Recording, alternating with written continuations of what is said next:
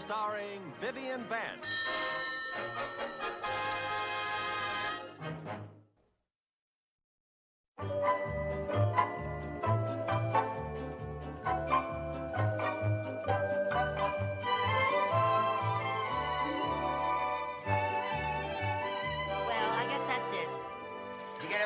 Mrs. Carmichael? I think so, yes. Oh, would you ladies like to enroll in our new art class? Art class? Yes. Gonna meet here every Thursday night. I'll bet you two have a lot of talent. Oh, are you kidding? I can't even draw a straight line. I can't even draw a crooked line. But I thought you two were always enrolling in night school classes. Well, we did, but we stopped. We didn't seem to be getting anything out of them. We haven't met a bachelor yet. Well, let's see. That'll be... Oh, wait a minute. I just thought of something else I have to get. Lucy, what? I better go on to the market. Okay. May I use your back door? Be my guest. Thank you. I'll see you at home. All right, dear. Harold, do you have a world atlas? Oh, I certainly do. They're right over there. Oh. Jerry will get a lot of use out of an atlas. Well, it's not for Jerry, it's for me. He was doing a project last week, and he wanted to know what was England's chief export. All I could think of was Richard Burton. Good morning, Harold. Good morning, Mr. Brooks. How are you today? Fine, thank you. This'll do. That'll be $4.85 altogether. Okay. Oh! Oh, dear. Allow me. I'm terribly sorry. Oh, thank you. Oh, thank you very much. Oh, that's my sandwich. I was eating it in the car. I didn't want it all. Well, I hated to be a litter bug. Oh, I didn't want the apple either. A mouse trap? Sure, with all that food in there, she's bound to have mice. I was taking it back to the hardware store. It didn't work. I know this looks like a lot of junk, but it's all stuff that I need. Well, I guess that's all of it. Well, thank you very much. Not at all. I hope I wasn't any bother. Oh, you weren't any bother, huh? Really? Shall we start over? That'll be $4.85. Oh, yes. Say, Harold, has that print of mine been framed yet? Yes, it's all ready. I'll get it for Oh, you. good. Oh, I see you have some new prints. Yes, they just came in. Oh. Here. Thank you.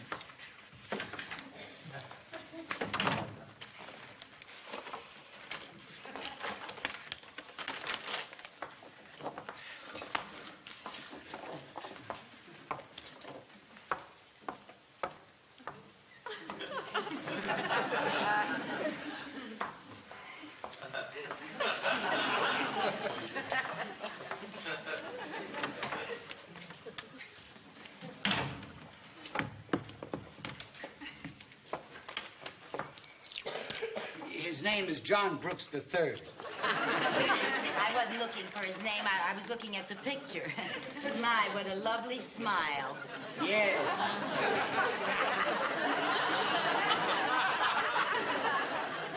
Would you like to be formally introduced? No, that isn't necessary. Well, okay. Well, if you insist. Mr. Brooks, here's your picture. Oh, say, you did a fine job, Harold. That looks just great. Yes, that frame is very becoming to Mona. Yes. Isn't it amazing what a $15 frame can do for a $1 print? True. So you two haven't actually met, have you? No, so we haven't. Mrs. Carmichael, may I present Mr. Brooks? How do you do? Glad to know you. Oh, nice to know you. That'll be $16.32 tax. Oh, yes, I've got it right here. Oh, say, a beginner's art class, eh? Can I still enroll? You sure can. Class starts tomorrow night. Would you like an application? Oh, I certainly would. I've been meaning to enroll in an art class for years. So have I. But, Mrs. Carmichael, you Never just... mind, Harold. Give me an application, please. Oh, would you like to share my little desk? Oh, thank you. You know, the reason I have never enrolled in an art class before is because I've been so busy raising my 2 children all alone. Oh. Of course, probably, your wife takes care of your children and all. Oh, no, I'm not married. Oh. Well, have you ever enrolled in an art class before? Oh, no, I don't even know if I have any talent. But I do believe that all of us have some sort of creativity bottled up inside of us. I feel the same way. In fact, I think this class might be just the thing to pop my cork. Yeah. Well, there you are. Yes, there you are. Well, very nice meeting you. Nice meeting you. I'll see you in class. Oh. Oh, thank you. Goodbye. Goodbye.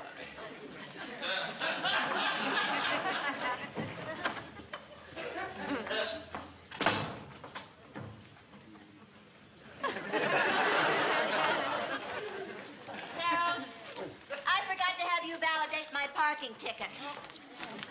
May I help you? No, thanks. Yeah, maybe, yes. There you are. There's your ticket. What ticket? Oh, thank you. Not at all. Oh, here's your change, Mr. Brooks. Oh, thank you. And I know you're going to get a lot of pleasure out of that art class. Oh, I'm sure I will. And it may give me a chance to meet some interesting people. I'll wrap this up for you. Oh, thanks. Pardon me. Yeah.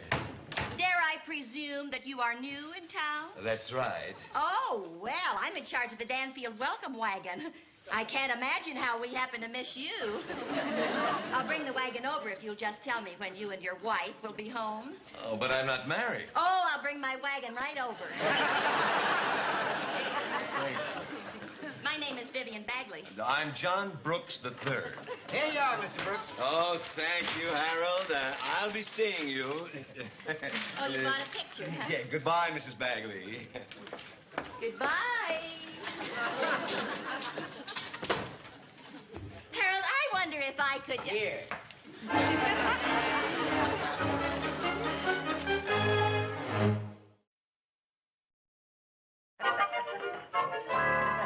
Oh, Viv, I almost forgot to tell you. I'm going out tonight. Will you do the dishes?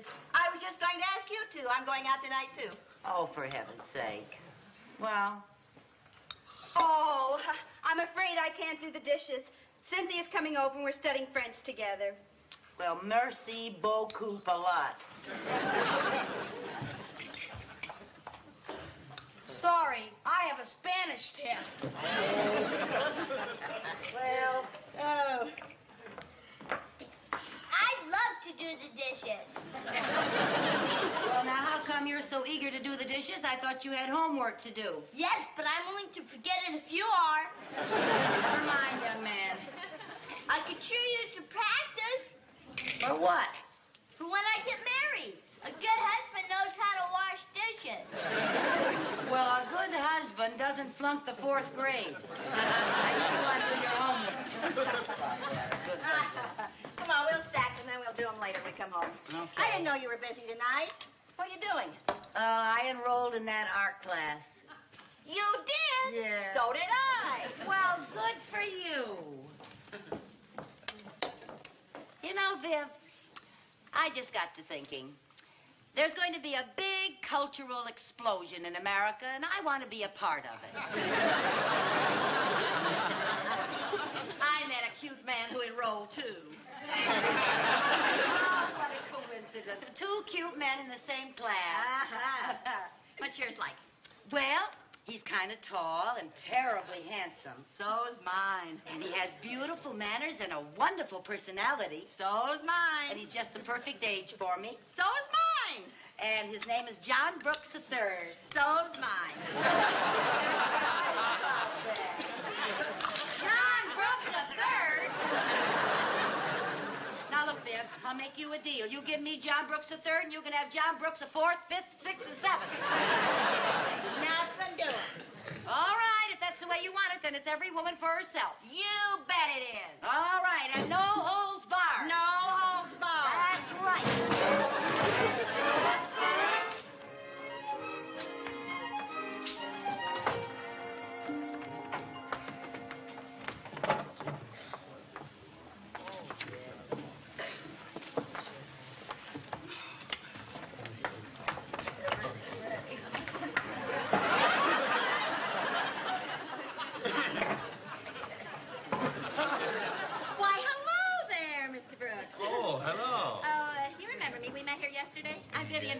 Yes, nice seeing you again. Oh, it's nice to see you again, too. You got your pad and all ready to Yes, start? all my Everything? equipment. Oh, that's nice. Hello there, Mr. Brooks. Oh, hi there. Good evening, ladies and gentlemen. Good evening. I am Mr. Guzman, your teacher. Welcome to our beginner's art class. Now, tonight we're going to start out with sketching in charcoal. I just want you to go ahead and draw this bowl of fruit. Now, don't be inhibited. Sketch any way you see it. Then we'll talk about your drawings and learn as we go along. All right, class, start drawing. Right to it.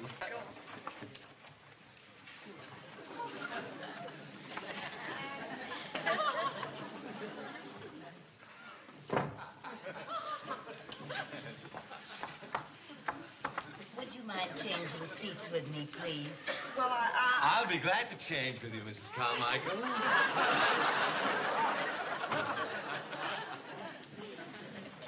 Changes my perspective. There. Well, that looks pretty good, Vivian. Well, thank you. How come you don't draw what the rest of the class is drawing? Oh, I broke my pencil. Oh, that's all right. Get one off the table. Plenty of them there. Oh, thank you. My, that's nice. That looks real. Sit down, dear.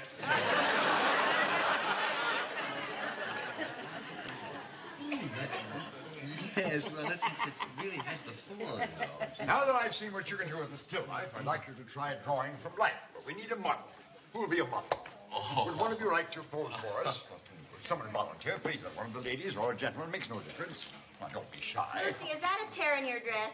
Where? Under your arm there. Professor! Thank you, Mrs. Carmichael. Very nice of you to volunteer. Well, I really didn't. Oh, it's nothing. All you have to do is sit still so the class can sketch you. Well, I don't know. Oh, go ahead, Mrs. Carmichael. You have such wonderful cheekbones. Really? Carmichael, will you sit here, if you please? Here, let me take your pad and pencil.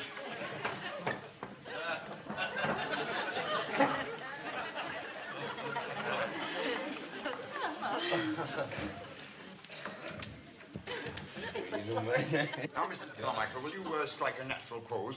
Better make it something comfortable because you'll have to sit quite still and not move for about half an hour. A half an hour? Mr. Brooks. Oh? Could you see my cheekbones from there? Oh, yeah. Don't move. That's it, class. Start drawing.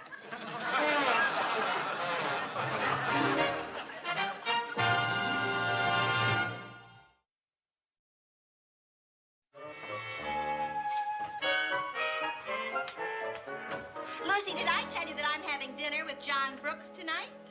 Did I tell you I'm tired of hearing about it? Oh, come on now. Just because he asked me for a date instead of you, is that any reason to be a big sorehead? You bet your sweet life it is.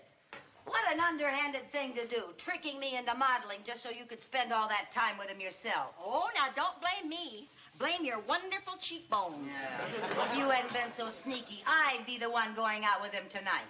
Well, while I'm out with him tonight, dear, why don't you amuse yourself by sketching a bowl of sour grapes?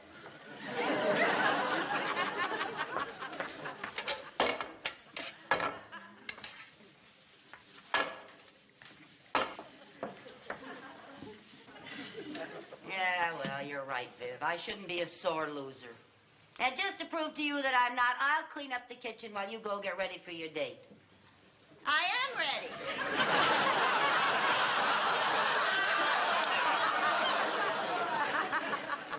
You gonna wear that? Yes. Oh.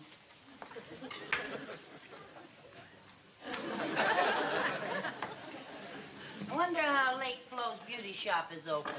I don't know why. I just thought perhaps you'd have time to go and get your hair done.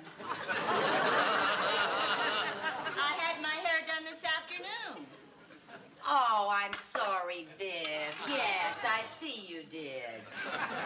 Well, I guess even Flo has her off days. Well, I thought it looked pretty good. Of course, Flo did squeeze me in between appointments. Yeah. Look, dear, now you don't want to go out with him unless you're looking your best. Now, do you? Well, no. Now, but why don't you call him? Tell him you have a headache. I'd be very glad to go in your place. Well, I thought... Oh, no, no. I'm keeping that date, and that's all there is to it. But that was a nice try, Lucy. Oh, dear heavens. Dress and hair. Oh, honestly, Lucy, why don't you give up? What's that? That is an apple pie for Johnny. That's an apple pie for Johnny. It's our dessert for tonight. We're going to dinner, and then we're going to an early movie. And then we're going to have pie and coffee at his apartment. His apartment? Uh-huh. He has to work late, so I'm going to take this pie over and put it in his oven to keep warm. And then I'm going to pick him up at his office. He has left the key under the mat for me. Don't wait up for me, dear. I may be very late.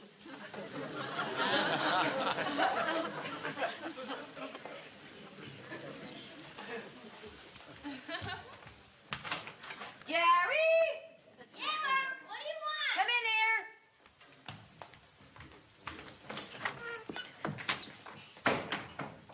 Yeah, Mom. What do you want? I want you to go to the store and get me 3 jars of hot peppers, 2 cans of anchovies, and 1 bottle of Tabasco sauce. I am going to bake an apple pie.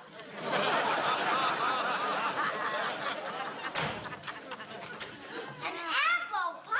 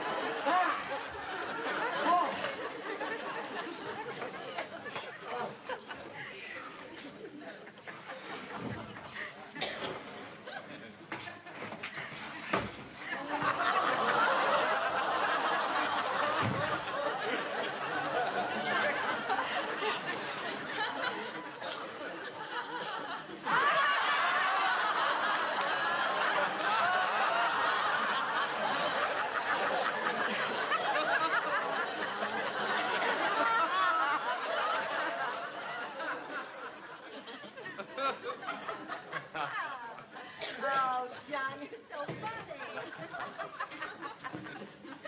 Oh, my. Can't you find the key? No, I don't know where I left it. I put it under the mat. Oh, yes. Oh, here it is. Fine. Dear. I hope you didn't mind not going to the movies. I hate to wait in line. Oh, I didn't mind missing that movie at all. My, this is the darlingest department. Well, it'll be a lot nicer when I get those pictures hung. It's still a little messy. Say, Viv, would you just throw these into the bedroom while I turn on some records? I just love to. Thank you.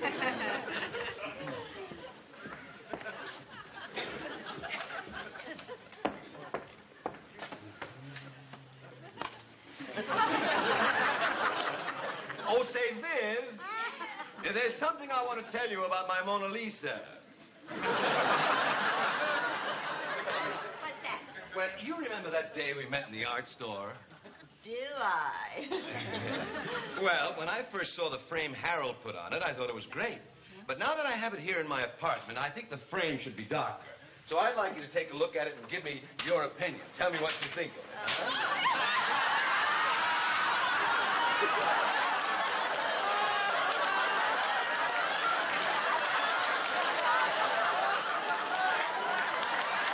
Well, tell me what you think of it. What was that? I say, what do you think of it? Think of what? The frame. Oh, yes. Oh, I think it's lovely. I wouldn't change a thing. Oh, good. Well, I'm glad you like it. Now, where do you think I should hang it? What do you think about that wall? Oh, that wall will just be fine. Or maybe this wall over here? Oh, I think it'd look beautiful on that wall. Except maybe the light might be too dark. Oh, yes, the light might be too dark. Well, let's not worry about it. I certainly don't have to think of where I'm going to hang it tonight. No, you don't. Oh, now, wait a minute. Wouldn't you like for me to serve the pie and coffee?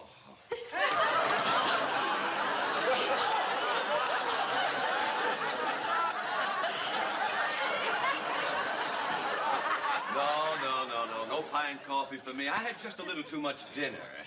Oh, my, that was a wonderful dinner. Wasn't it, though? It's just too bad you couldn't talk your friend, Mrs. Carmichael, into joining us. Oh, I tried to. I just begged her to come along. But you know, lately she doesn't seem to care much about going out. Oh? She seems perfectly content just to stay at home with her 2 children and her cats and her parrot. But you show me the rest of the apartment. I've only seen the living room and the bedroom. But I noticed you had a terrace. I'd like to see your terrace. Well, Take another look at that picture. What? Mona Lisa is Mona Lucy. What? Do you mind if I have a little fun? No, go ahead. Oh, that really is a lovely terrace. Yeah, lovely view, too. I love the whole apartment.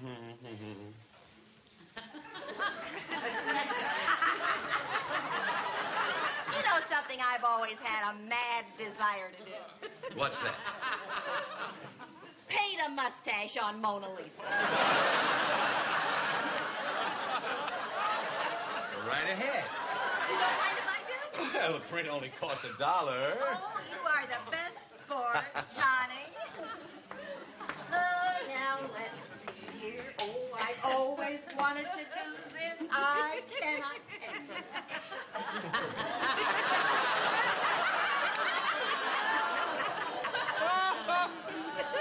How's that? Oh, that's quite an improvement. How do you think Mona would look with big, bushy, black eyebrows? Be my guest. Shall I? Sure. Why not? Why not? Isn't that great? There, now, how's that? Oh, how about a beard? A beard. A beard. Let's do it. All right, babe, that's it. That's about it.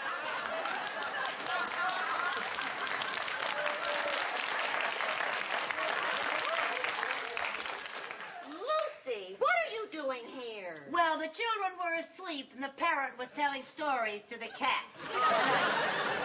Oh, now, wait a minute. What happened to my Mona Lisa? Well, it's a long story. I'll tell you about it some other time. Oh, no, I'd like to hear about it right now. Well, I wouldn't want to tell it right now. Good night. Oh, now, just a moment. Now, I don't know what's going on between you two, but as long as you're here, why not stay for the dessert? Oh, no, she wouldn't want to do that, would you, Lucy? I'd love to. Good. Go ahead and serve it, babe. You know, I've been wanting to meet some interesting people in this town, but I sure hit the jackpot. Well, let me tell you, there are some very interesting people in Danfield, but I just have a feeling that you are going to be a very fascinating addition, Johnny. Oh, thank you. What's so funny, Johnny? Well, you... What is it? You're about the prettiest girl I've ever seen in a mustache. I forgot all about it. There's your pie, Lucy. Oh, thank you, Johnny, Mary. dear. I completely forgot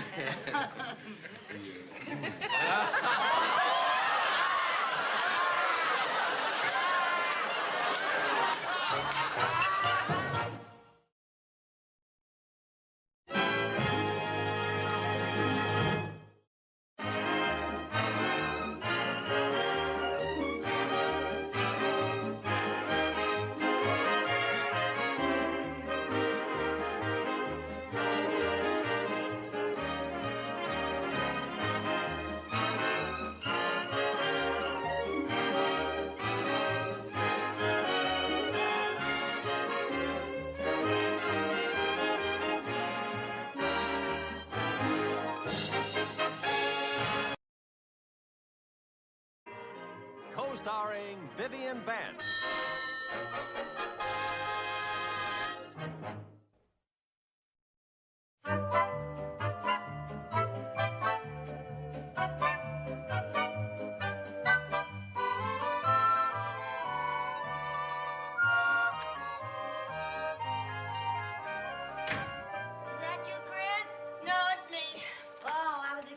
Chris.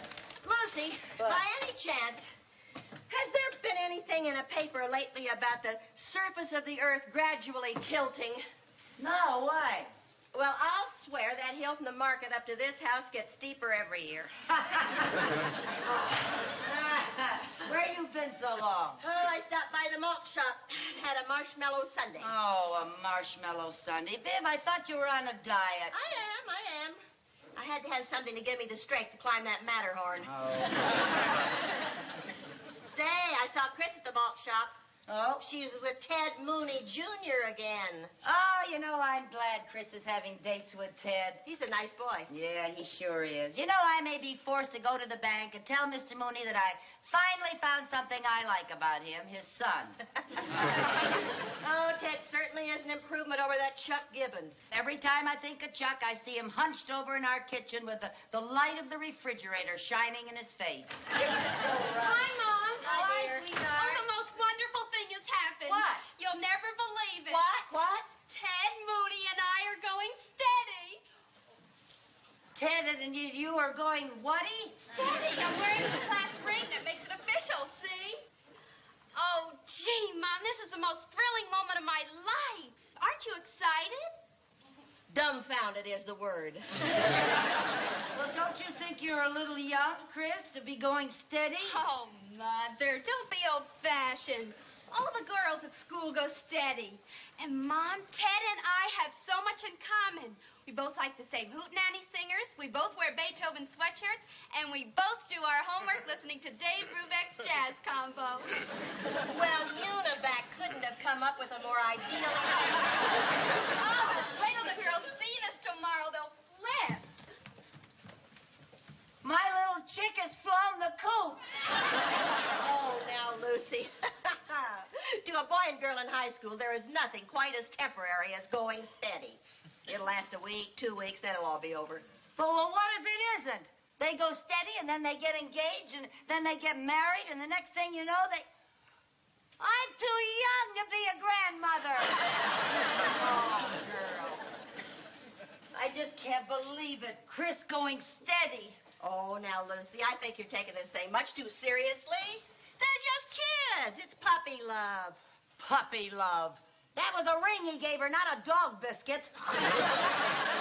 Listen, I'm going over and talk to Mr. Mooney. This is his problem, too.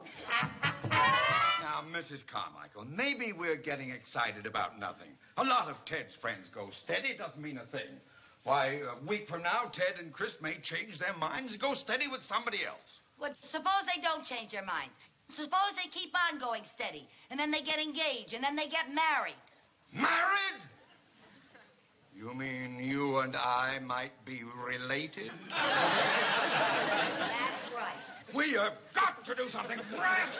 Like, we'll forbid them to ever see each other again. Right. Yeah. We'll forbid them to see each other again. That... Oh, wait a minute. Wait a minute. We may be going at this all wrong. What do you mean? Well, you know how teenagers are. They resent parental authority. The minute you tell them not to do something, that's just what they're going to do. Point well taken. Then how should we go about nipping this thing in the bud? Reverse psychology. That's what we'll use. How? Well, we'll encourage them. We'll tell them we think it's wonderful that they're going steady. And if they care so much about each other, maybe they ought to get married. But we don't want them to get married. Oh, I know that. But don't you see, when we tell them to get married, they'll feel that they're in so deep, they'll get scared and call the whole thing off. Are you sure that's the way teenagers think? I'm positive. Weren't you ever a teenager? Well, of course. What do you think? Well, I thought maybe one day they opened the bank vault and out you pop.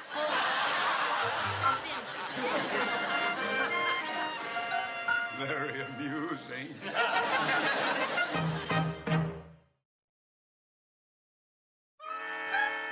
Here they come. Now remember, go in the kitchen and call Mr. Mooney and get ready to go into your act. Yes, okay, all right. Hurry up now. Don't forget.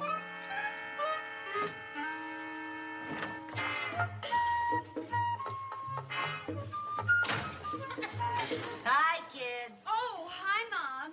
Hi, Mrs. Carmichael. Well, now, don't you be bashful in front of me. You go right ahead. Come on, Ted, let's go in the kitchen and do our algebra. Oh, now why go in the kitchen? Why don't you do your homework in here where you can sit on the divan together?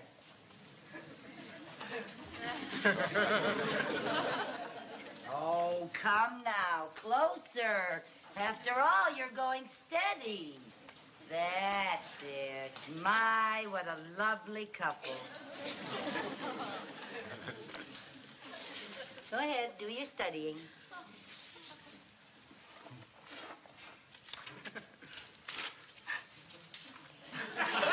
Mom, what's the matter? Oh, nothing, darling. Don't pay any attention to me. It's just that the thought of a wedding always makes me cry. Wedding? Whose wedding? Oh, you are the sly ones. You're going steady now, so I know it's just a matter of time before you'll be getting married. Holy cow. Chris, darling, we should be making plans. You know, it's never too early to start talking about a wedding. But, Mom, Ted and I are just going steady. Marriage never entered our mind. Don't worry about a thing, dear. I'll take care of everything. You'll have a big church wedding, and I already have the music picked out. And guess who the soloist is going to be? Oh. I love you truly.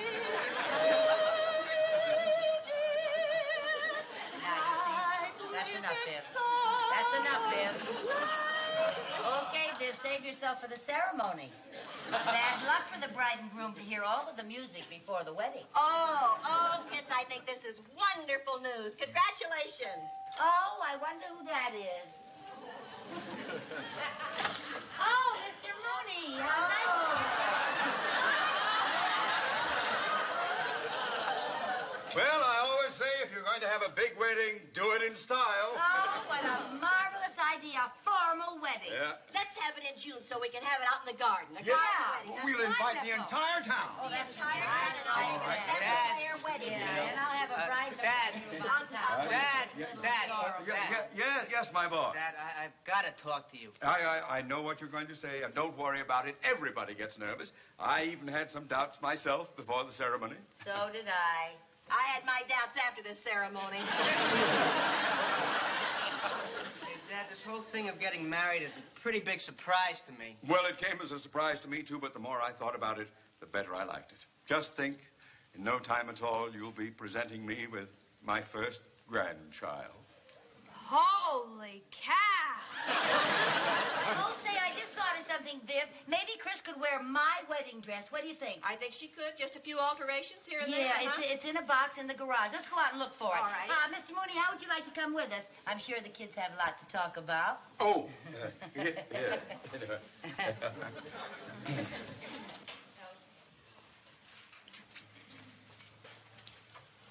Hey, I can't get married until I get more customers on my paper round. Look, Ted, before you get panicky, I want to tell you something. This whole Here Comes the Bride kick is one of my mother's schemes. What? Our folks are using reverse psychology on us. They don't like our going steady, so they're acting like they want us to get married. Well, they don't want us to get married. No. Say, maybe we should use some reverse psychology. What do you mean? Well, we'll pretend that we like the idea of getting married and give them a good scare. Now, do what I do. Yeah, I think it'll work very well, yeah. Chris, I think you'll be a perfect dream in my wedding gown. Well, how are the bride and groom to be getting along? Oh, fine, Mr. Mooney. And we decided not to go steady anymore. Oh. Yes, we really weren't that serious, but after hearing all about the big wedding, we decided we would get married. Yeah, you see, that's... Married? Oh, we knew you'd be pleased, Mom, and we've got you to thank for the whole idea.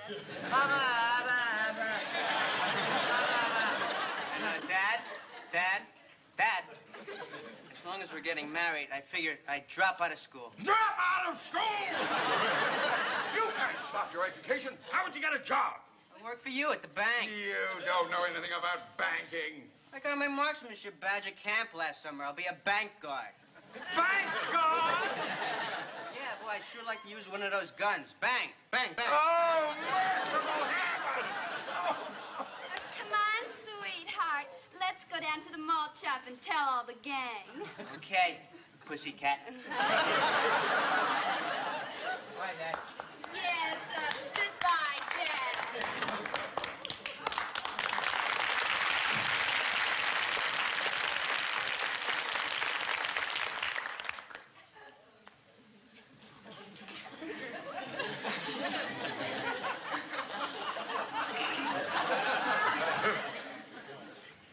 And now I would like to say a few words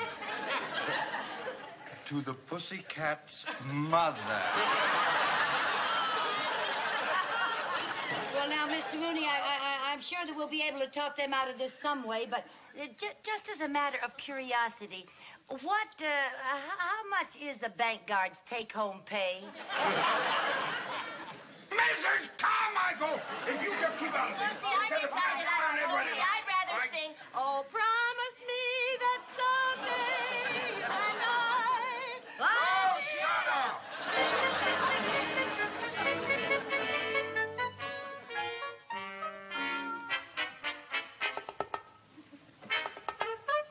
Oh, Mom. Yes, dear? I'm going over to Cynthia's house. Oh, honey, anything you want to tell me before you go? No, I don't think so. Oh. Well, have fun. Okay, bye-bye. Bye.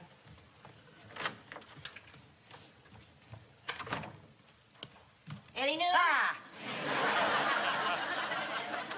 Are they getting married? Oh, you know as much about it as I do. Chris hasn't said a word. My goodness, you'd think a girl would tell her own mother whether she's going to get married or not. Well, you know the teenager's code. When questioned by a parent, only give your name, rank, and serial number. You know, I'm so desperate I've even stooped to eavesdropping. Chris got a call from Ted, and I hid in the closet. Oh, my, what? Well, they did algebra problems for half an hour, and I almost suffocated. Oh. Lucy, is Chris going to spend the weekend with Cynthia? I don't know. Why? She borrowed my suitcase. I just wondered. Well, maybe she is. She didn't say anything to me about it. Oh, look at this, Viv. What? A travel folder of Niagara Falls. Isn't this a beautiful picture of Niagara Falls? Oh, that's very pretty. Where'd this come from? I don't know. Gee, what a beautiful spot. Did Ralph take you to Niagara Falls when you got married? Are you kidding? He rushed me right from the ceremony to the pawn shop to hawk my wedding ring. Yeah. Married? Niagara Falls. Viv, this is Chris's travel folder. And your suitcase. Your suitcase. They're going to elope. Oh, now, Lucy, take it Viv, easy. they're going to elope. Yes, Mrs. Carmichael. Yes, I heard you. Yes, you borrowed a suitcase, and you found a folder about Niagara Falls. Look, this is all circumstantial evidence. It could mean any number of things. Now, I assure you that Ted has gotten over all these silly ideas about marriage. And I want to assure you, too, that I have brought up that boy so that he's not the sort who would sneak off and elope without telling me. Well, as a matter of fact, I see him out in the backyard now carrying a long ladder. Now, that should give you an idea that he's... A long ladder! Don't go away. Don't stay right where you are. Come right over. He's not that long. But don't panic. Don't panic.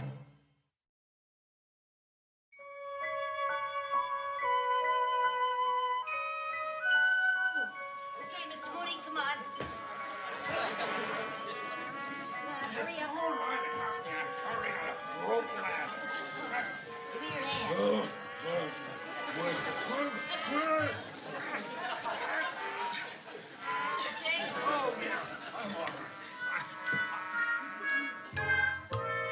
what charming decor. What is this, early Huckleberry Finn? Well, what do you expect from two little boys? Oh, my, it's cold up here. What's the matter? Why did they build the ceiling so low? Oh, because they built it for little boys. This is their clubhouse. We're not supposed to be up here. Then why are we here? Oh, I already told you, Mr. Mooney, this is the perfect lookout post. Now, they can't possibly elope without us seeing them. Now, look, right over there. That's Chris's window on the second floor, see? Uh-huh. And right there is the back door. Yeah. Right there is the side door. Uh-huh. And this is the road that Ted has to use to drive over here. Well, I still say we should have locked them in their rooms till they came to their senses. Well, that is really the wrong psychology. Oh, I'm getting awfully tired of hearing you use that word. You make me wish that Freud had never been born.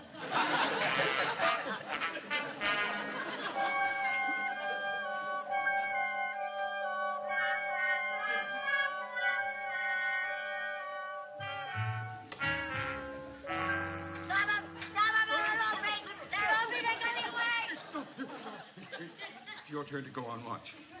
Oh. What time is it? It's 2 o'clock in the morning. Oh. Wait till I get hold of that son of mine. If he's going to elope, he could do it at a decent hour. It's your turn to be on watch.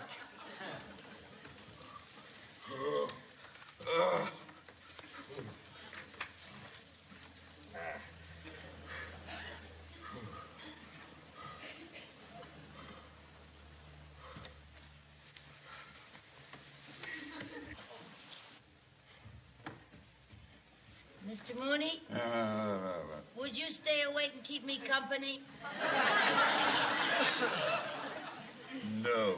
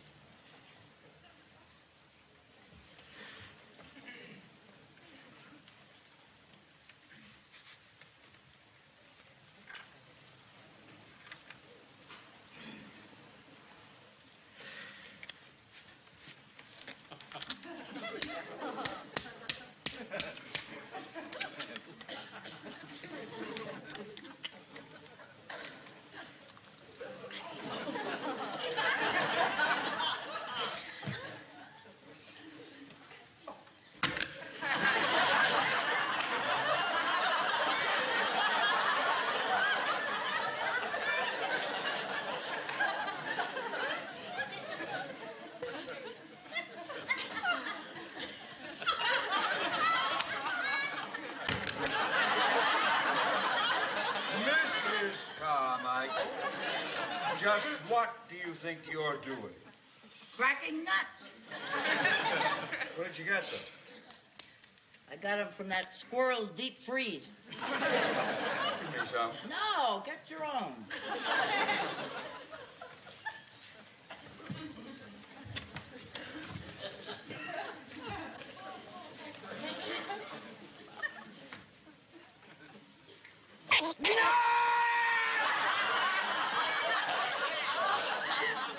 Why didn't you tell me the squirrel was still in there?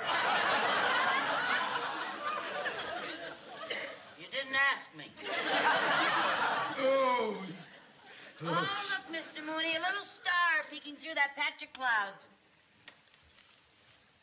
Starlight, star bright, first star I see tonight. I wish I may, I wish I might have the wish I wish tonight. Don't you want to make a wish, Mr. Mooney? I already did. But you're still here. Yeah, all right. You're still on watch.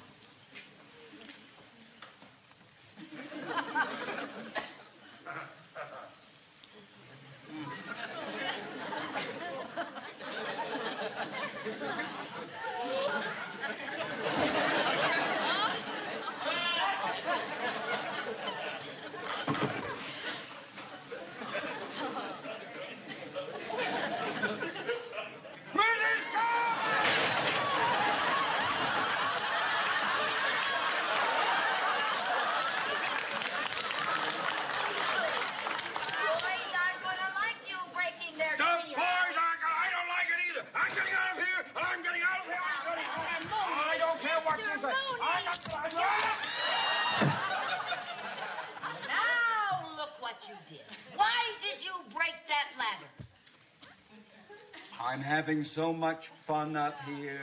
I didn't want it ever to end. Well, I guess you're just going to have to shinny down that tree and get that ladder. Mrs. Carmichael, bank presidents don't shinny. All right, we'll simply have to wait here until morning, till somebody sees us and comes up and gets us. Oh, swell, swell.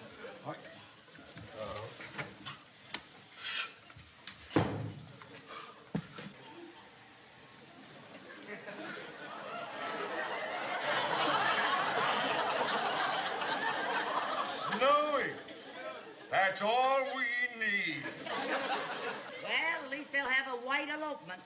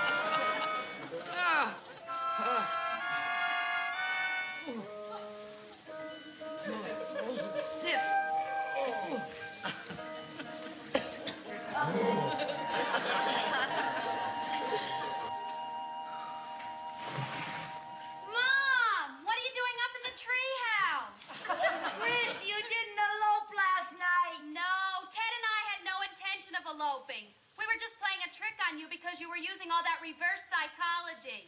Oh, have we got a couple of wonderful children? Mrs. Carmichael, if your fingers ever thaw out, I'm going to strangle you. What, honey? I've got to run, Mom. Aunt Viv's driving me to school. All right, sweetheart. See you later. Bye-bye. I told you, Mr. Mooney. I told you we had nothing. Ah!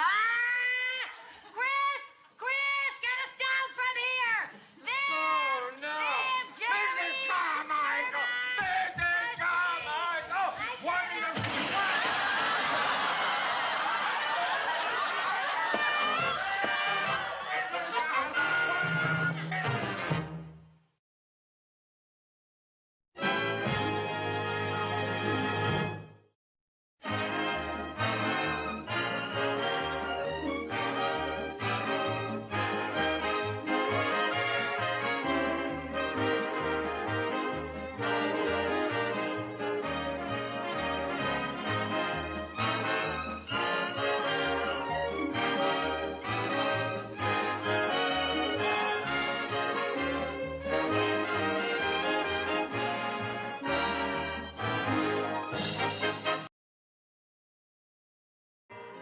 Co-starring Vivian Vance.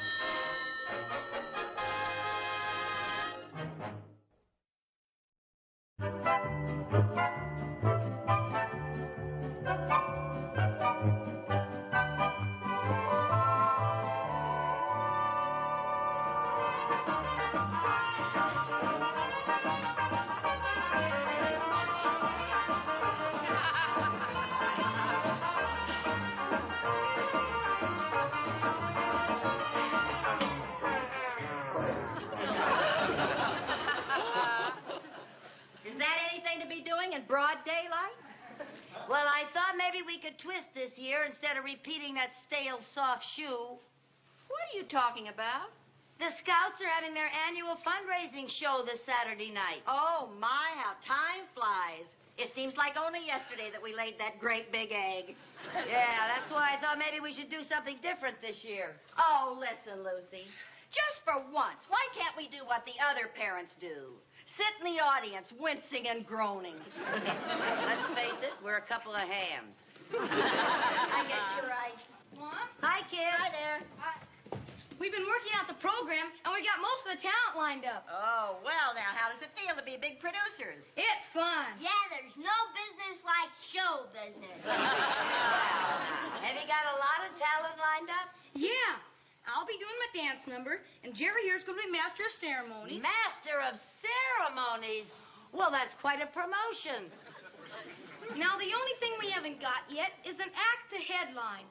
A really big drawing card. That's where we need your help. Yeah, well, you'll be very happy to know that we have something new for you this year.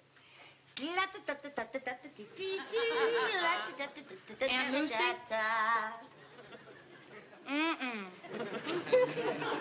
Well, okay, I guess I better stick with the old soft shoe. Lucy, maybe we could do a Charleston.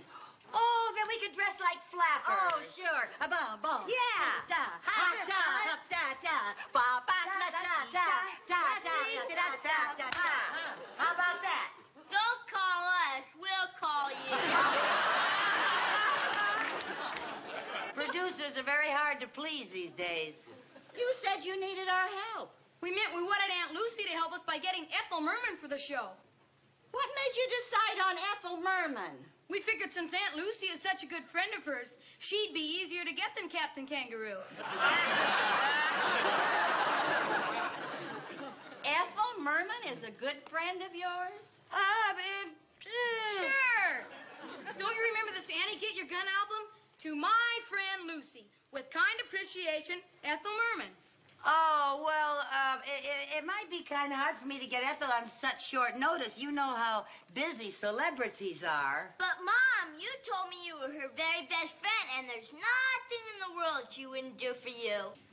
I said that? It sounds like you. How about it, Aunt Lucy? Well, now, are you sure you wouldn't rather have me and your mom? The audience would get more for its money. There's two of us. There's only one of her. Please, Mom, this is our first big show, and we can't take a chance on unknowns. Unknowns? Will you get her for us, please, Mom? Well, I'll see what I can do, but please don't expect a miracle. I hope your feelings aren't hurt, but we're going to need you two for something a lot more important than acting. Oh, really? You want us to stage and produce the whole show? No, to sell tickets. Oh. Come on, let's get over to the auditorium. Yeah, that's right. Oh, boy. Well, Lucy, what do you hear from your old pal, the Merm? Well, now, I did meet her. Oh, sure. Where? In Rudy's record store while she was autographing these albums. When? 17 years ago. And she singled you out of the crowd for her undying friendship. Well, not exactly, but I was only 8 people away from her, and when I passed my money up to her and she passed my album back to me, she gave me a very sweet smile. Oh, well, if you gave me $5.95, I'd give you the sweetest smile you ever saw. Well, I better give her a call right now. Call her. She won't remember you. Why not? I remember her. For heaven's sake. Well, what am I going to do? I don't want the boys to know I was fibbing. I promised to help them out. The best way you can help them out is to sell tickets. Oh. Come on now. Let's get dressed and go down and see Mr. Mooney and ask him if he'll let a couple of unknowns sell tickets in his bank. Oh, all right. Ethel Merman is your best friend. Well, now, I didn't say Oh, that. then I know you're not.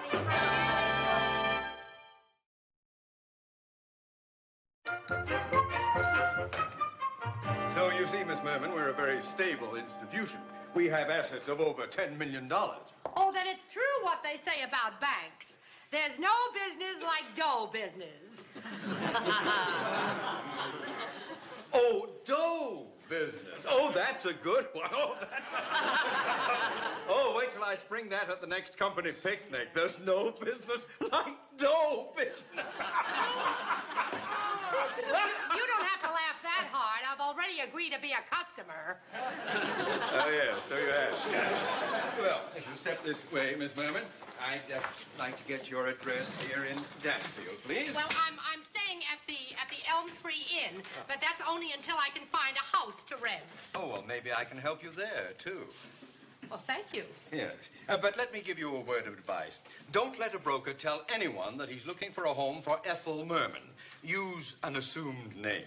If a homeowner knows that he is renting to a big celebrity, he will take you to the cleaners. So, you see, Miss Merman, I think it would be wise. Mrs. Schmidlap. Agnes Schmidlap. Oh, that's a lovely assumed name. Thank you. Well, now that we've cleared the... Oh, you'd better give me the address of your former bank, Mrs. Schmidlap. Oh, you don't have to call me Mrs. Schmidlap. Oh, yes, I do. Don't look now, but here comes the village blabbermouth. Pardon me, Mr. Mooney. When you finish, could... Viv! Viv! What? Ethel Merman! Oh, my goodness. Oh, what? Ethel Merman, what are you doing in Danfield? You don't believe this? We were just talking about you. Just this morning, we were talking... Lady. I hate to disappoint you, but this is not Ethel Merman. What? Not Ethel Merman? My name is Schmidlap. Schmidlap? Agnes Schmidlap. Well, you certainly look like Merman. Believe me, I'm pure Schmidlap. Well, for heaven's sake, oh, my. I sure am sorry you're not Ethel Merman because she is my favorite star. Oh, mine too. I've seen every show she's ever done. I've seen every one of them twice. Really? You know, the one I liked best was Annie Get Your Gun. She was just marvelous in that. Oh, yes, she was great in that, but she was absolutely magnificent in Call Me Madam.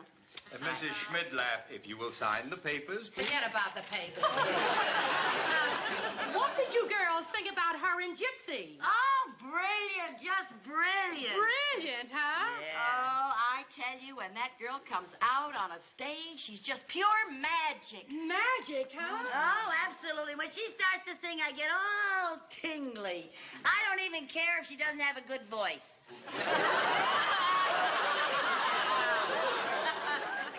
Let's sign those papers now. It's amazing how much she looks like Ethel Merman. Oh, I want to tell you, she sure fooled me.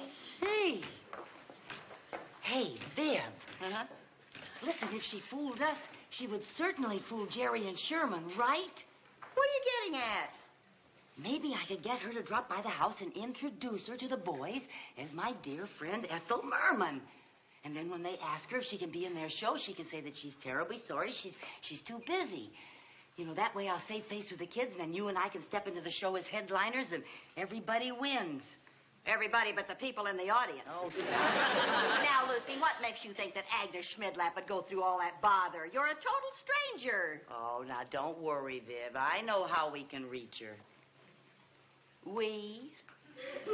All right, how I can reach her. Okay, now, while you're trying to reach Mrs. Schmidlap, I'll reach Mr. Mooney about helping us with the tickets. Well, I think that takes care of everything, Mrs. Schmidlap. Thank you. You sure do look like her. Pardon me. Could I talk to you for a minute? Honey, how would you like to make $5?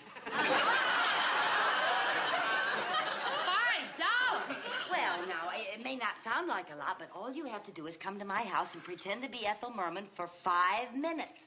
That's $1 a minute. I'll bet Merman herself doesn't make that much. Oh, I'm sorry, but Now, I can't... Look, Mrs. Schmidlap, are you a mother? Well, of course, but what's that Well, have then to do... you'll understand. Now, you see, I'm in a spot. Ethel Merman once autographed an album for me, and, well, I told my little boy, Jerry, that she was a very dear friend of mine. And now he's putting on a show, and he wants me to get my dear old pal, Ethel Merman, to appear. Say, you are in a jam. Yes, I am. So will you help me out? All you have to do is say that you're too busy to do the show. It's just that I can't let my little boy know that I was fibbing, you know. Oh, I understand. I once told my daughter that my best friend was Mary Martin. Oh, boy. Oh, you really told one, didn't you? Well, will you do it? Why, of course. After After all, $5 is $5. You ready, Viv?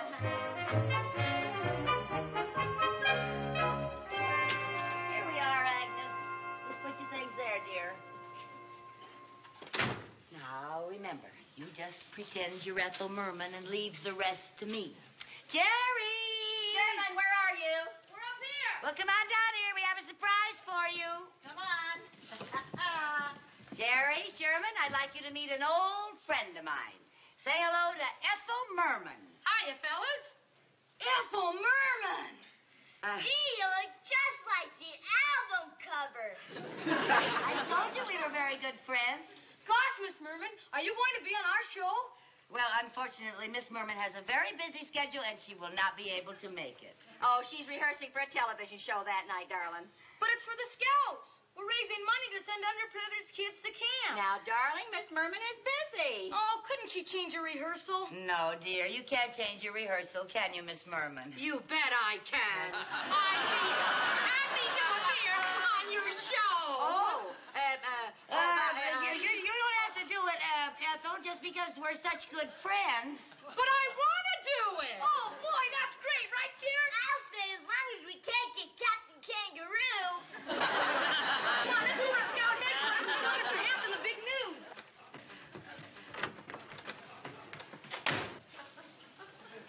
Mrs. Schmidlap.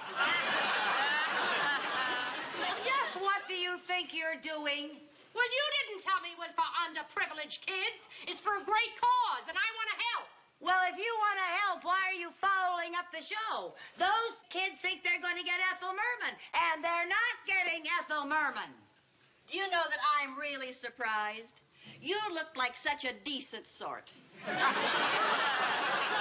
wait a minute. Maybe we could fool everybody. I look like her. Maybe I could sound like her. Oh, for come gosh now. sake. Well, maybe I could. Oh, come on. Look, Agnes, just because a couple of people happen to think that you look like Ethel Merman, don't get carried away.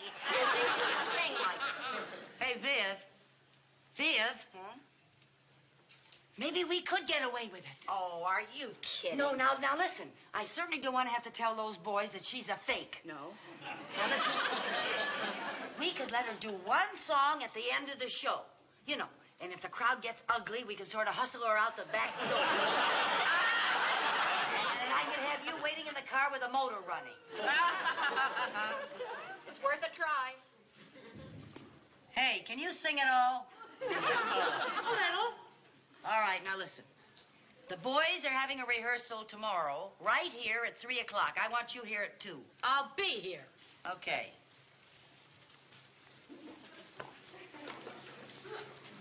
Agnes. I don't know what your little game is, but $5 is my limit. Oh, I couldn't take money for this. Give it to the Scouts. All right, that's more like it. See you tomorrow, too. Okay.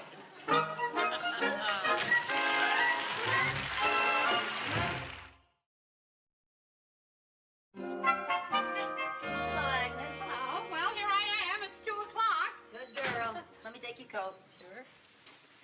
Well, I suppose you're wondering why I asked you to come an hour early. I'm dying to know. I'm going to teach you to sing like Ethel Merman. In 1 hour? Why not? All you have to do is sing loud and sound nasal. I got rhythm, I got rhythm, I got rhythm. Who can ask for anything more? That's the way Ethel Merman sings? Sure, haven't you ever watched her in a Broadway musical? Would you believe it? I never have. Boy, are you a hick. Well, I have seen her in the movie. Well, good for you. Now, come on, let's get started. Now, first, I'm going to give you a simple little warm-up exercise. Now, listen to this, and remember, nasal, nasal, nasal. Think nasal. All right, now. La, la, la, la, la, la, la, la, la. Try that. La, la, la, la, la, la, la, la. Agnes, you got a nose. Sing through it.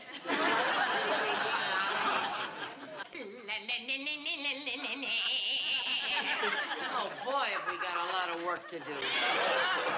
Haven't you ever had any singing lessons? Never. I believe it. Have you? How'd you think I learned to sing like this? I'm sure it wasn't easy. I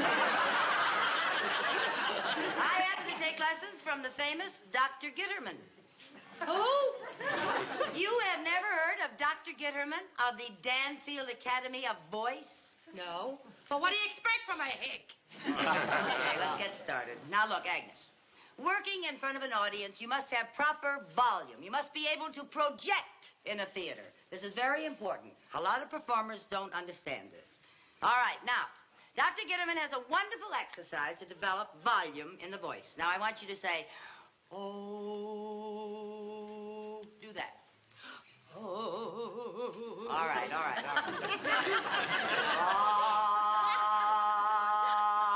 do that. All right. Now, I want you to put them together, starting softly and letting the tone out fully. Ooh, ah.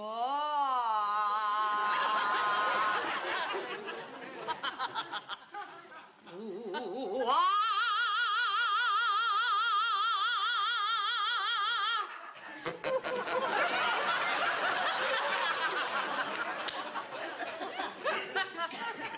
Well, maybe we won't have to worry about your volume. Now, I want to work on your tonal quality. I want you to repeat after me. Ah-ooh-ga.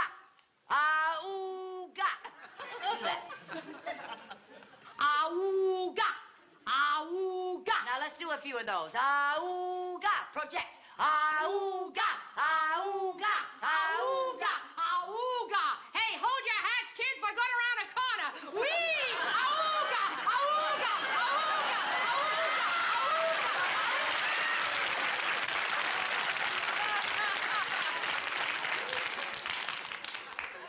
Agnes, singing is a very serious business.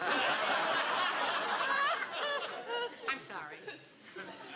Now, I want you to chew your tongue and hum. Chew my tongue and hum. That's right. Now, listen. All in here, very nasal. All right.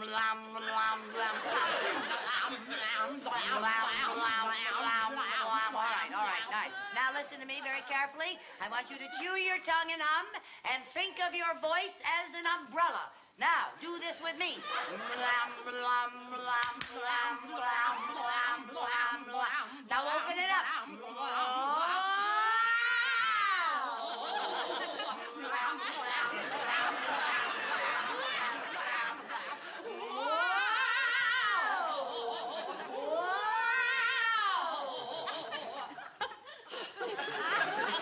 I had no idea singing was this tough. You bet. It took years of practice to get my voice where it is today.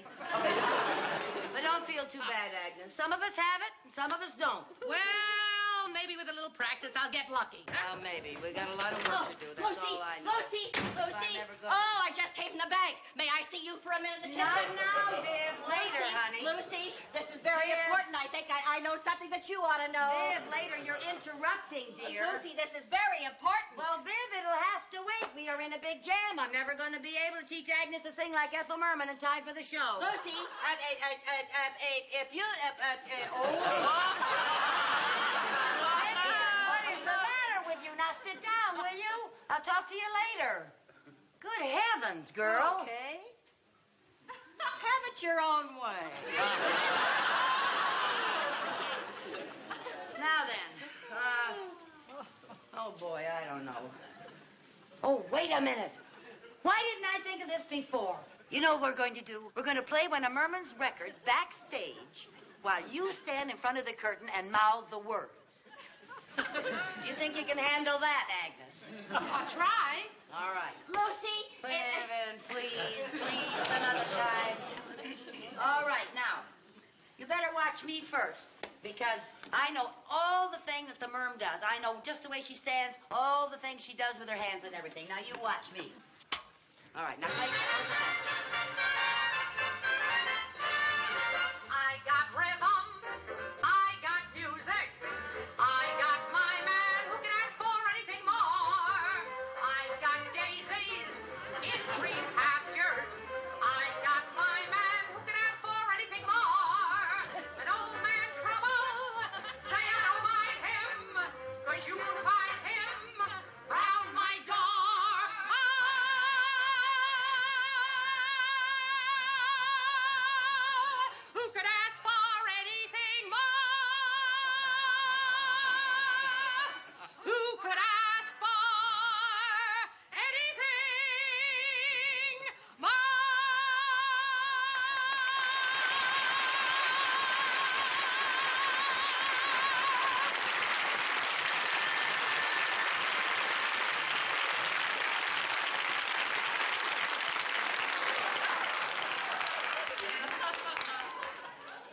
That's what I was trying to tell you. Oh,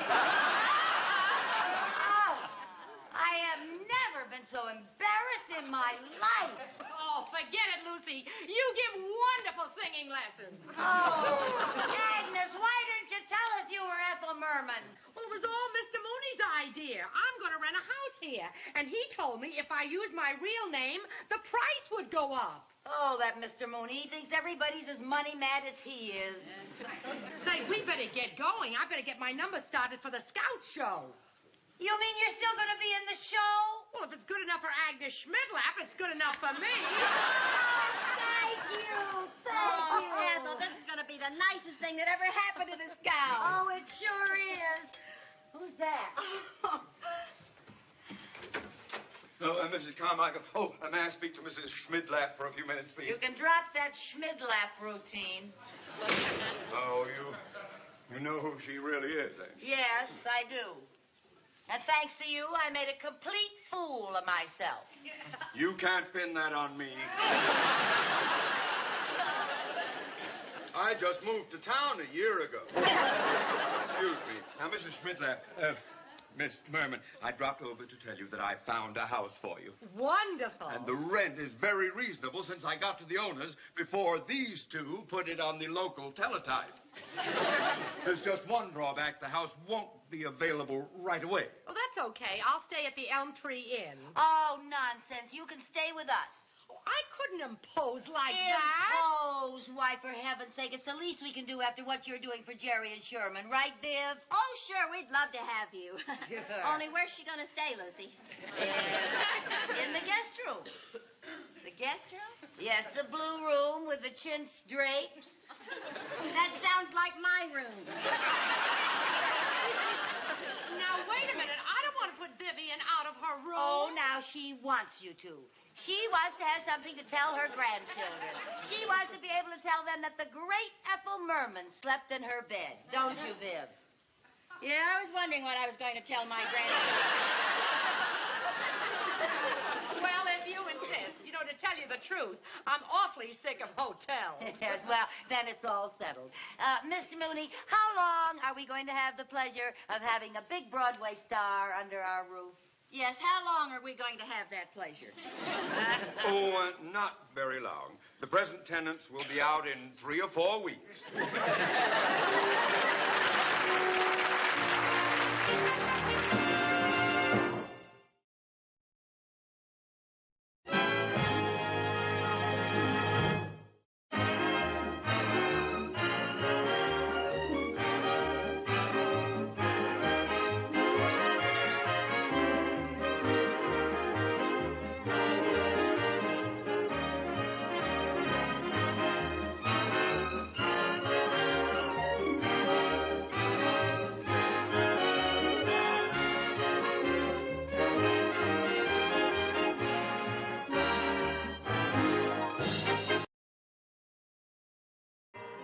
Co-starring Vivian Vance.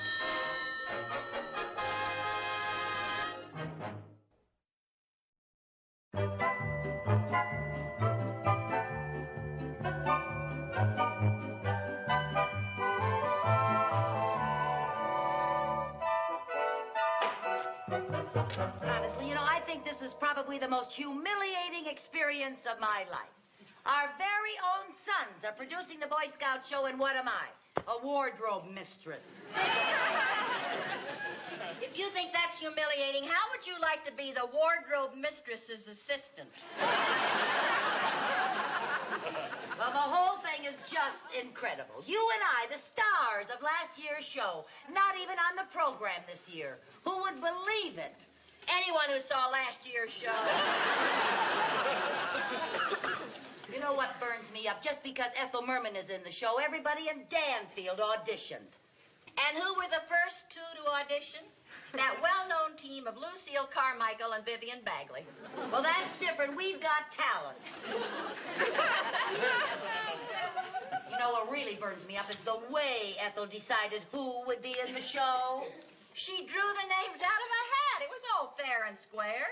Well, she sure picked a rotten time to be fair and square. Oh, for heaven's sake, Lucy, give me that jacket. Nothing's been right since she moved in here. You know, I'm just getting a little bit tired of the high-handed way that she... Oh, Ethel, darling. Hi, Lucy. Hi. Listen, I want to ask your opinion about something. Oh, what? Well, the Scoutmaster has an idea that I should sing Red, Red Robin, and the Cub Scouts could be in costume and then do a little dance around me while I sing. Jerry, Sherman, come on down. Come on. Oh, look at that. Well. Come on now, let's get set now. Get your feathers up, all right? Ready? All right, here we go.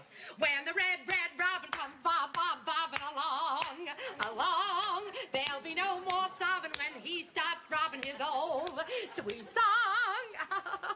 It's corny, but cute. I want to ask your opinion. Yeah, oh, I know. You want to know if I think the number will play? No, I want to know if you can make 24 robin costumes by Saturday. Oh. Well, I don't know. 24 costumes in 3 days. That's 8 robins a day. Well, I'm not asking you to do it all by hand. What if I get you a sewing machine? Would that help any? Why not? That's the spirit that I like. Most people would be grumbling because they're not out there in front of the footlights. But all you think of is the good of the show. Yeah, that's about all I think of. Just the good of the show. Well, boys, you're the producers. Is the number in? I think it's good. I think we'll stop the show. Okay, then the number is in. Now go on upstairs and take off your costumes. We have to go over to the auditorium. Okay, Miss Merman. Okay, Miss Merman. We'll hurry, Miss Merman. Okay, Miss Merman. Thank you, Miss Merman. Okay, Miss Merman. Merman. That's all anybody talks about around here. You'd think she was the biggest star on Broadway. She is. Come on, let's get busy. We gotta make 24 robins. Yeah, just standing here talking has put us half a robin behind already. I have a big problem. Where's Miss Merman? She's up in her room. Oh. Miss Merman? Hi, Mr. Mooney. Miss Merman, my daughter Rosemary, the one who lives over in Trenton, New Jersey, just went to the hospital. She's going to have my first grandchild. Congratulations, that's wonderful. Congratulations, that's marvelous. Congratulations, that's a shame. Shame? It's a shame you and Mrs. Mooney won't be here Saturday night. You won't be able to be in the show, and Viv and I'll have to take your place. Mrs. Mooney is perfectly capable of getting to Trenton by herself. I have no intention of going. What kind of a grandfather are you? Any grandchild of mine would want the show to go on. Oh, now, Mr. Mooney, wouldn't you like to be with your daughter? Well, of course. But I wouldn't dream of letting Miss Merman down. Now, here's my problem. Who am I going to get to be my new partner? Me. Me. I asked her. Please, now, wait a minute, girls. I tell you what we'll do. I'll write the names down and put them in a hat and draw one out. Oh, goody. She's going to be fair and square. At least this time, one of us will win. There. Vivian, Lucy. And the winner is... Vivian!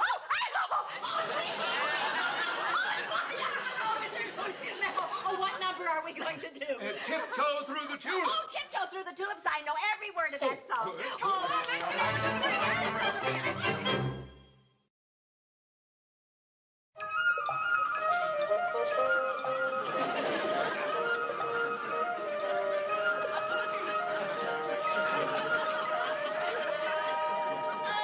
Lucy, the rehearsal was simply marvelous, darling. Is my costume pressed yet?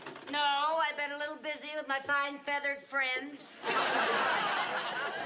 Why, Lucy, you only have 5 robins finished. I know, and I'm lucky to have those done on this old wreck. You'd better hurry. I know. I got to get this relic back to the Betsy Ross Museum. Now, Lucy, that machine isn't that old. It isn't. When I looked at the bobbin, it was full of red, white, and blue thread. Say, Viv, by any chance, did anybody drop out of the show today, for sickness or anything? Oh, no. We're a very healthy little company. Oh, I'm very glad to hear that. Oh, Lucy, we're night. So do my costume right away. I'll do it as soon as I sweep the chimney, wicked stepsister.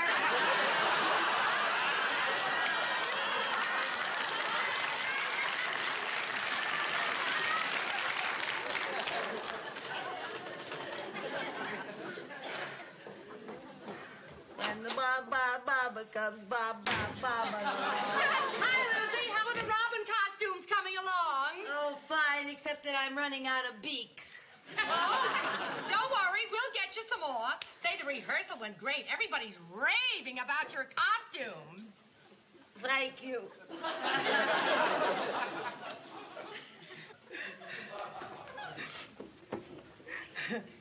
Lucy, are you crying? Oh, no, I'm not crying.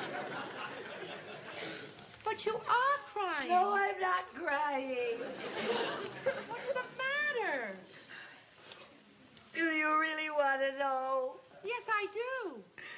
Well, you see, Ethel, all my life I've wanted to be in show business. Really? Yes, really. When I found out that you were going to be in the show, I knew that the show would be wonderful, and I wanted to be in it more than anything else in the world. Oh, I didn't know that.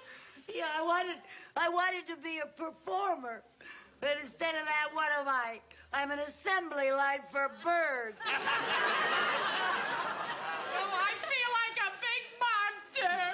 Oh, you mustn't blame yourself, Ethel. No, it's all my fault. No, it's Yes, it was my dumb idea to put the names in a hat. Well, you were just trying to be fair and square. You see, all my life I've just wanted to be discovered. I've always wanted to see my name up in lights.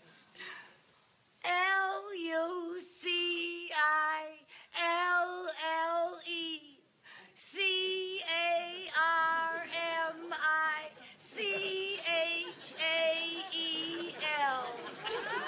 Oh, kid, when you get to Broadway, you got to get a shorter name. Oh, well, I guess I shouldn't cry about it. After all, show business isn't the only thing in the world. It isn't? Yes, it is. What's going on down here? What are you two crying about? Oh, Lucy had her name in lights, and I pulled out the plug. Lucille had her name in lights? Oh, shut up. Hey, I have an idea. I know how Lucy could be in the show. How? Well, the show is too long to add anything, so you know what I'm going to do? What? I'm going to cut one of my songs, and you can go on instead. Oh, Ethel. Lucille wouldn't let you cut one of your songs just so she could be in the show. Would you, Lucy? Well... Lucy. How about you and I doing a number together, Lucy? Oh, Lucille singing a duet with the great Ethel Merman? She hasn't that much gall, have you, Lucy? Well... What duet could we do, Ethel? Oh, now, wait just a minute. If she's going to sing with you, so am I. You've got a number to do with Mr. Mooney. Oh, he can just tiptoe through those tulips by himself. Say, I know a big number that everybody could be in, including Mr. Mooney. What is this? What is it? What? Well, I don't know yet, but I'll think of something.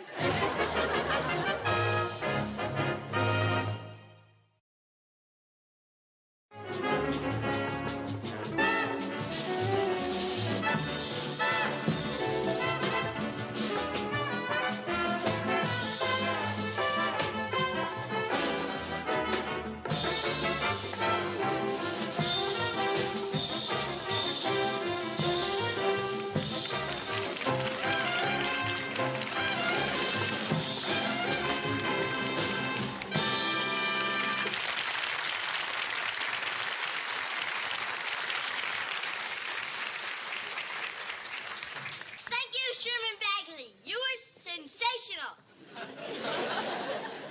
In just a moment, we'll bring you our big production number. But first, it's our three flies in the kitchen. Which one is the cowboy? The one on the range. Well, so much for humor.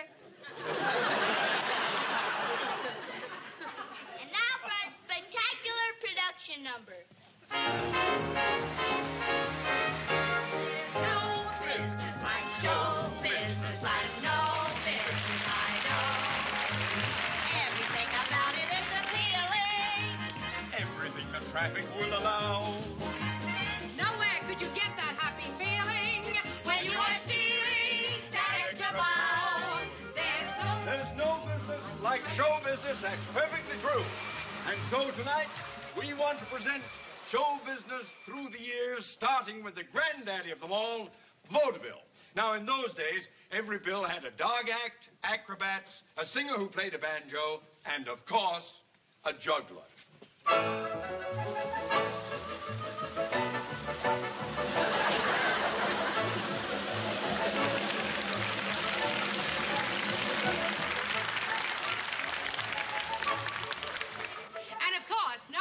vaudeville was complete without somebody doing their interpretation of the old song and dance.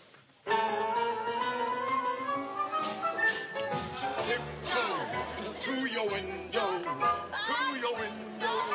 That is where I'll be on tiptoe through the tulips with me.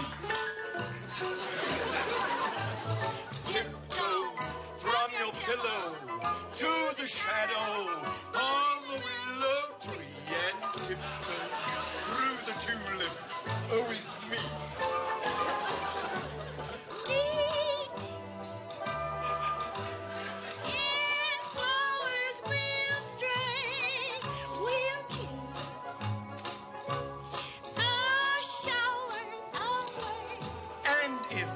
Kiss you in the garden, in the moonlight. Will you pardon me and tiptoe through the tulips with me?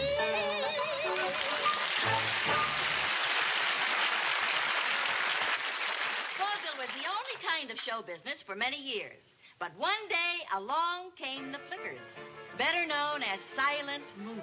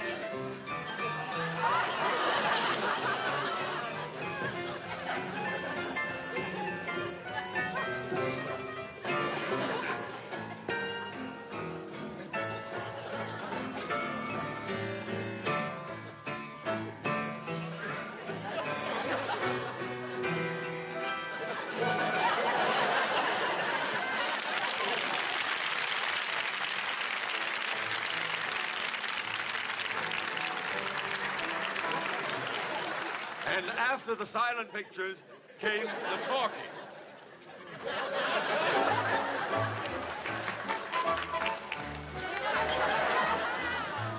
The good ship, lollipop,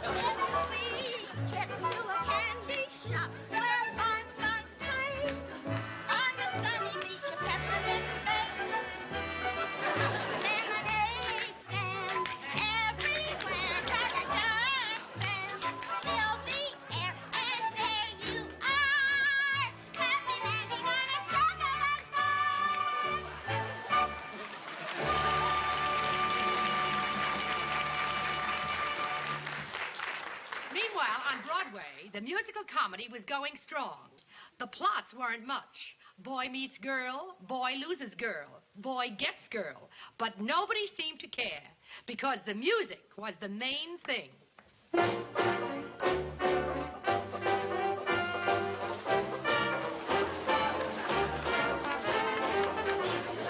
Oh, boy, we sure were lucky to land jobs in the chorus of a Broadway musical, weren't we, girl? Yeah, you said a mouthful, kiddo. Oh, look, here comes our handsome leading man. Isn't he something? Oh, he's the cat's meow. Girls, have you heard the news? No. Well, tonight, right after the show, the entire cast is invited to a party aboard a millionaire's yacht. Oh, wait till I go and tell the rest of the girls.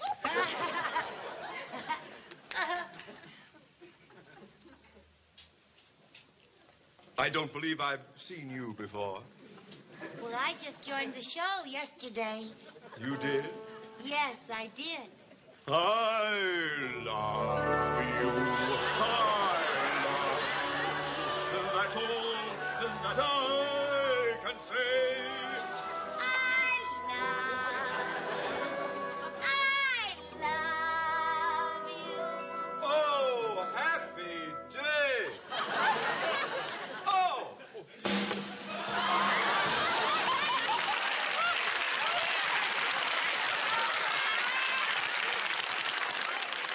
Come along, sweetheart.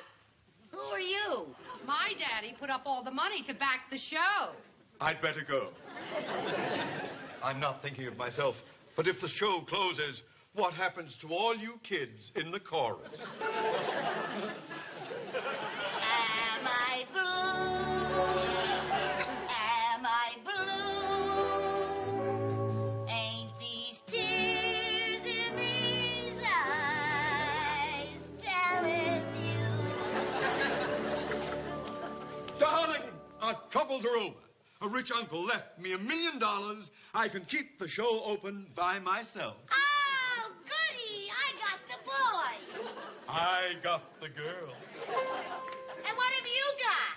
I got rhythm. I got music. I got my man who could ask for anything more. Who could ask for anything more?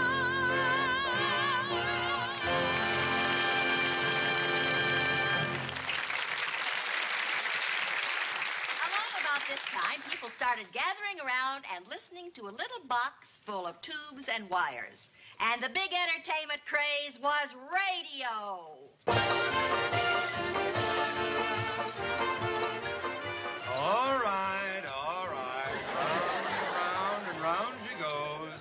But where she stops, nobody knows.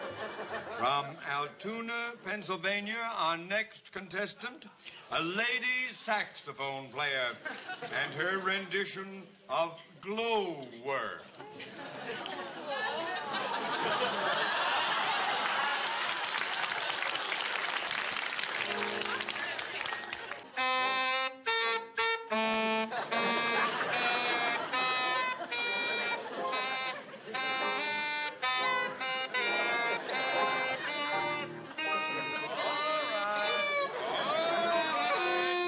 Remember the number to call in Murray Hill, 5279.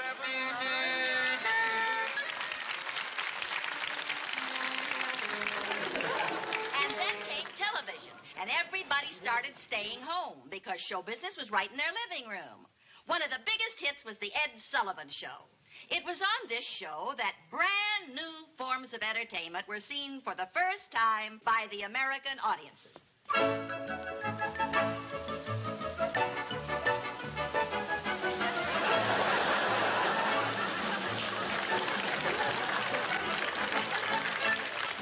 Today, if you're lucky enough to get tickets to a big Broadway hit, say Gypsy, you would see the curtains part, and standing center stage would be Ethel Merman singing. You'll be swell. You'll be for me and for you.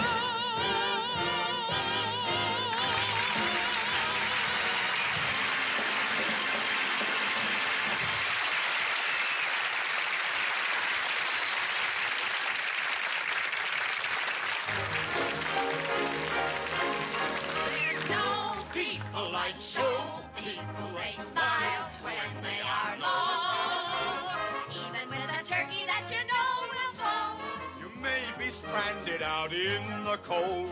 But still you wouldn't change it for a sack of gold. Let's go on with the show.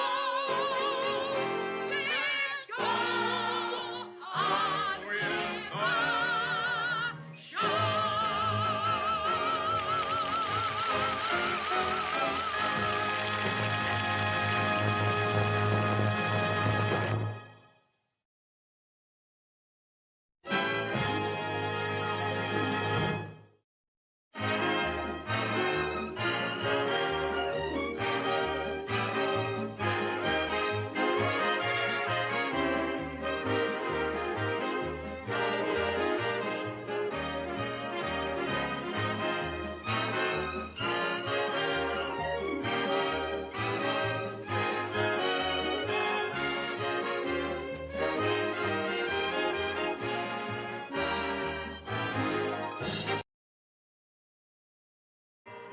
Co-starring Vivian Vance.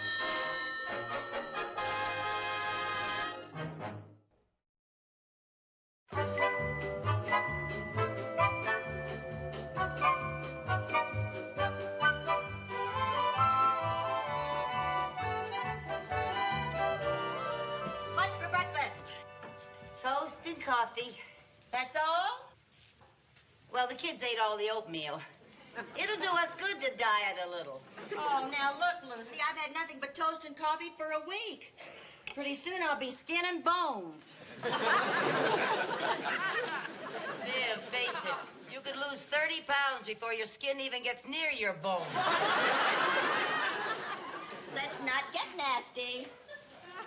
Oh, where's the butter? And the sugar? Honey, have you any idea how many calories there are in a teaspoon of sugar or a pat of butter? Oh, you're out of those too, huh?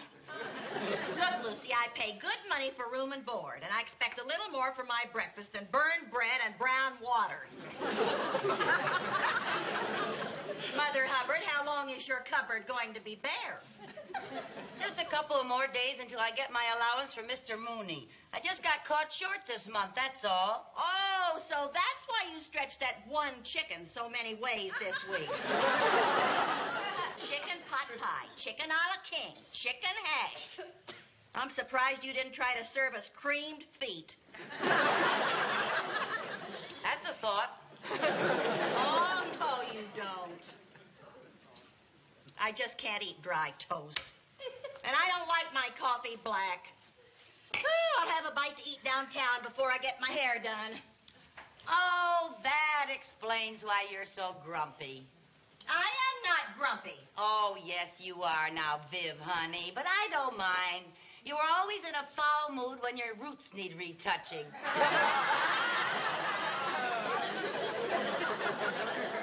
Lucille Carmichael, I will match my roots against your roots any old. At least mine come in black instead of gray. Is that so? Yes, that's so. Now you listen here, Vivian Bagley. Don't you dare. The boss is here. Talk to me like that. What kind of sandwiches do we have today, Aunt Lucy? Delicious peanut butter. Again? Well, now it's very nourishing. It's also very boring. Gee, Sherman, I don't understand you. To me, peanut butter is the only thing that makes life bearable. Peanut butter. That's all we eat around here is peanut butter. Goodbye, dear. Bye. I must say, Sherman gets more like you every day. That's right. We're both suffering from malnutrition. Oh, for heaven's sake, Viv, go get your hair done. Don't rush me. I'll go when I'm good and ready. All right. And I'll come back when I'm good and ready. All right. Don't bother to fix lunch for me. I don't think I could take another one of your disagreeable meals. Well, the meals aren't the only thing that are disagreeable around here. Well, if that's the way you feel, maybe I'll stay away for dinner, too. That's fine with me. You can stay away for breakfast, too. Are you suggesting that I stay away permanently? I didn't say that, but if that's what you want, go ahead. Is that what you want? It is, if that's what you want. Well, okay. After I get my hair done, I'm going to find a new place to live. Do that. You just do that. All right, I will.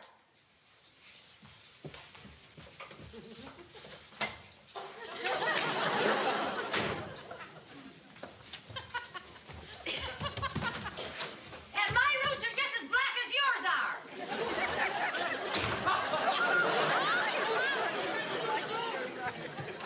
Oh, hi, Mr. Mooney.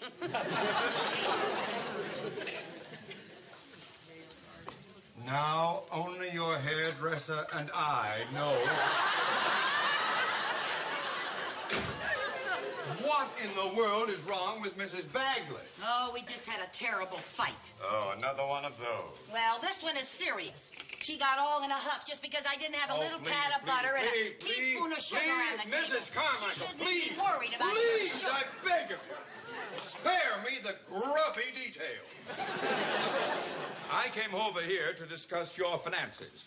Well, I want to have a talk with you, too. Your financial affairs are in the worst state they have ever been in. But I need money right away. The only way you will get any money is to buy a small printing press and learn how to draw a picture of George Washington. Oh, now it isn't that bad. Oh, yes, it is. You're spending more than you have. Now, the first thing you have got to do is raise Mrs. Bagley's rent. Well, that is going to be a little hard to do. Why? Because she just decided to move out. Good grief! Oh, what a tragic loss. Oh, pooh. I got a lot of other friends. I wasn't referring to her friendship. I was referring to the monthly check. Well, I guess this will put a little crimp in things. Crimp! You were on the verge of bankruptcy. Boy, a little crimp goes a long way. The first thing we must do is get you a new tenant. A new tenant? I'll put an ad in the paper right now. Wait a minute. You can't rent Viv's room. Why not? Well, it just doesn't seem decent. It isn't even cold yet. Mrs. Carmichael, give me the phone. No, I'm not ready to rent Viv's room yet. Very well. Perhaps you're right. You may need that room later for the sheriff. The sheriff? After all, he might as well be comfortable while he's waiting for you to obey the eviction orders.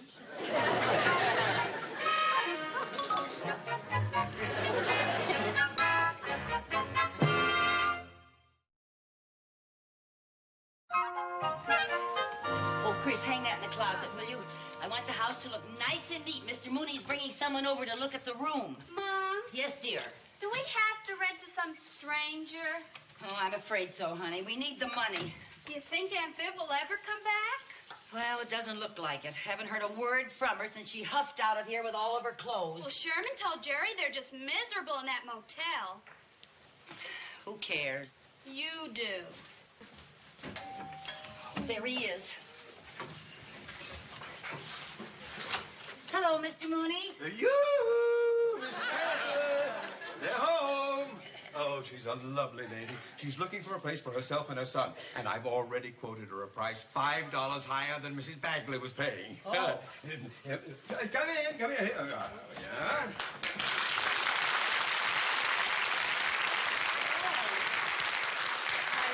How do you do, Mrs. Carmichael? Well, how do you do, Mrs. Schaefer? And this is my son, Bob. Hello, Bob. how are you? And this is my daughter, Chris. Hello. Oh, whoa. You know, Mom, I think I'm going to dig this pad. I sure hope our gig lasts a long time. What'd he say? He thinks Chris is very attractive, and he hopes our booking at the Elm Tree Inn will be a long one. Oh, you're in show business. Oh, yes, yes. Mrs. Schaefer is a singer, and her son plays the drums. Oh, how wonderful. Well, I sure hope your gig is a long one. How would you like to see the pad? Room? I sure would. Oh, well, thank right you. up Yes, there. I think I know where it is. Yeah. Just follow Mr. Mooney. I sure hope you like the room, Mrs. Schaefer. So do I. If I have to stay one more night in a hotel room, I'll have the heebie-jeebies. I know. Oh, I hope they decide to stay. Oh, me too. Gee, imagine. We'll have real showbiz people living right under our roof. That's pretty exciting, isn't it? Oh, he sure is. I see you've changed your mind about having a stranger live here. Well, he's no stranger. He's a doll. Well, looks like you have a couple of boarders. Wonderful. Oh, boy, that room is a gnat's whistle. Well, I'm so glad you like it. Good. Well, it's all settled. I'll get the stuff out of the car. I'll help you. Crazy. Now then, I have the lease all made out here, so if you ladies will just sign.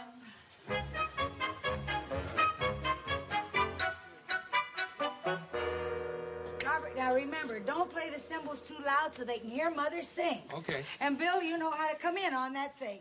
And Marl, you wait for that 1, 2, up a lady. You know how it goes. Hi, Lucy. Hi. Fellas, Lucy Carmichael. Hi. This is Marl and Bill. Hello. Hiya, cats. I just know you're going to be a bunch of swinging gates. What'd she say? She means play it cool, like nervous, man. Oh, I'm hip. Okay, let's get started. Do you mind if I listen? Oh, not at all. Thank you. I'll turn on the tape. All right, get that tape on. Okay? Okay, Mom.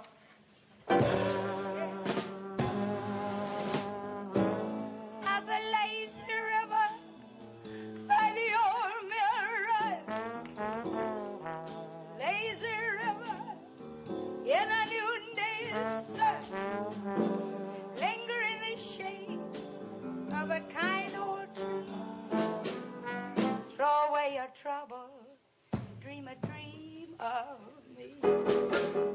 Up a lazy river where the robin's song greets a bright new morning. We can loaf along, blue skies up above. Everyone's in love. Up a lazy river, how happy we will be. Up a lazy river with me, yeah. Up a lazy river by the old mill run. A lazy river in a noonday sun. Linger in the shade of a kind old tree. Throw away your trouble, dream a dream of me. Up a lazy river where a robin's song greets a bright new morning. We can loaf along, blue skies up above. Everyone's in love. Up a lazy river, how happy we will be, yeah. Up a lazy river with me.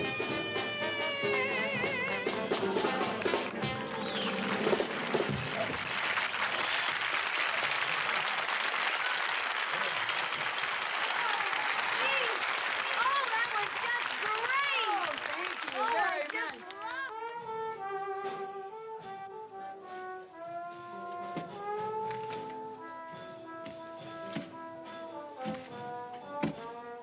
Wait a minute, boys. That's not quite right. Hi, Mom. Hi, Chris. How'd the committee meeting go? Oh, just grim. What happened? Well, we still don't have a band for the junior hop. Les Brown and Stan Kenton both turned us down. Why? I don't know. We offered them $75. Well, there must be somebody you can get if you're paying that kind of money. Yes, but who? We don't have much time. The dance is a week from Friday. Well, too bad. Mom? What? Do you suppose that I could get Bob and his combo for $75? The way he looks at you, I think you could get him for free. Although I think his mother might cost a little more. Well, all he needs the band. I'm going to ask him right now. Good luck. Thank you. Hi, sweetheart. Is the band gonna rehearse again this afternoon? That's right. If I have to go up that lazy river one more time, I'll get seasick. Now, Jerry, they have to practice that because it's their theme song, and they want it to be perfect for tonight's opening. But they must have played it 100 times. 32. They're paying boarders, and if it's their business if they want to play the same tune over and over. And over and over and over. Never mind now. I'm going to Peter's house. It's so peaceful there. His whole family is tone deaf. Picture car.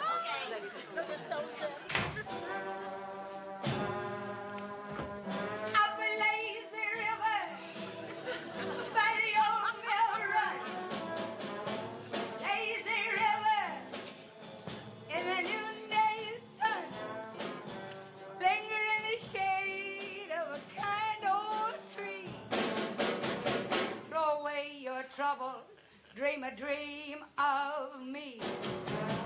Up a lazy river where the robin song reaches the bright new morning. We can loaf along. Blue skies up above. Everyone's in love. Up a lazy river, how happy we will be. Up a lazy river with me, yeah, 1, 2. Up a lazy river, where you will run. Lazy river, in a noonday sun, linger in the shade of a kind old tree. Throw away your trouble and dream a dream of me, yeah. Up a lazy river, when the robin song reach the bright new morning, we can loaf along. Blue skies up above, everyone's in love. Up a lazy river, how happy we will be. Up a lazy river, with me.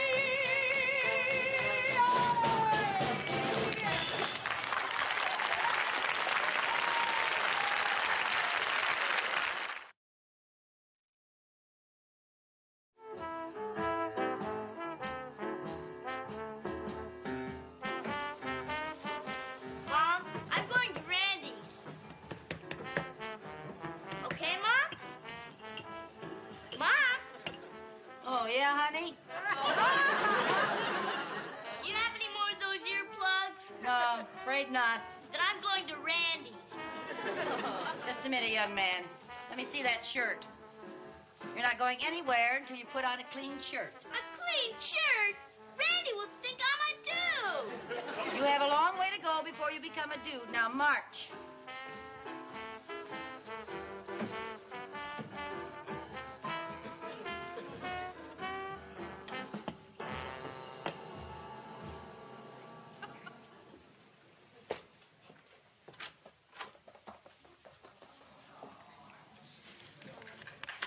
Lucy, I have something to say. Now, it isn't easy, so I don't want you to say a word until I'm all finished. I came over to apologize for acting so grumpy the other morning. After all, you usually serve pretty good meals, considering the little bit of money that you have to spend on them. I really thought that was delicious chicken hash. And I'm very sorry for what I said about your hair. After all, just between you and me, there are plenty of silver threads among my dyed gold. You know, you are my very best friend, so what do you say we let bygones be bygones, huh? Sherman and I would like to move back in and be your tenants again if you want us to. Well, Lucy, what do you say?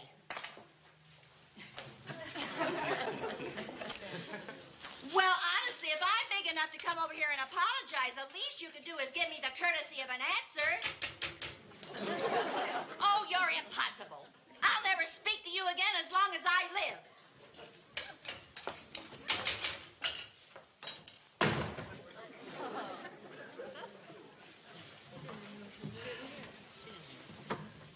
Mom? Oh, Mom! Yeah, honey. They stopped rehearsing, so you don't need those anymore. Oh, thank goodness. The guys in the band are giving me a ride over to Randy's. Oh, okay, honey.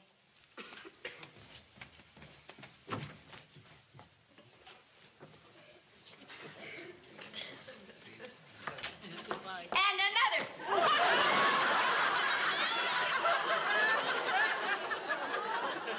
Viv, boy, am I glad to see you. Glad to see me?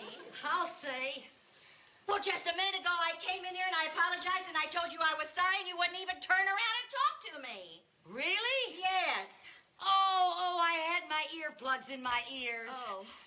Viv, did you say you wanted to make up? I sure do. Oh, so do I. Oh, boy, have I missed you. You have? You bet I have. I missed you, too. Oh, Lucy, what's that?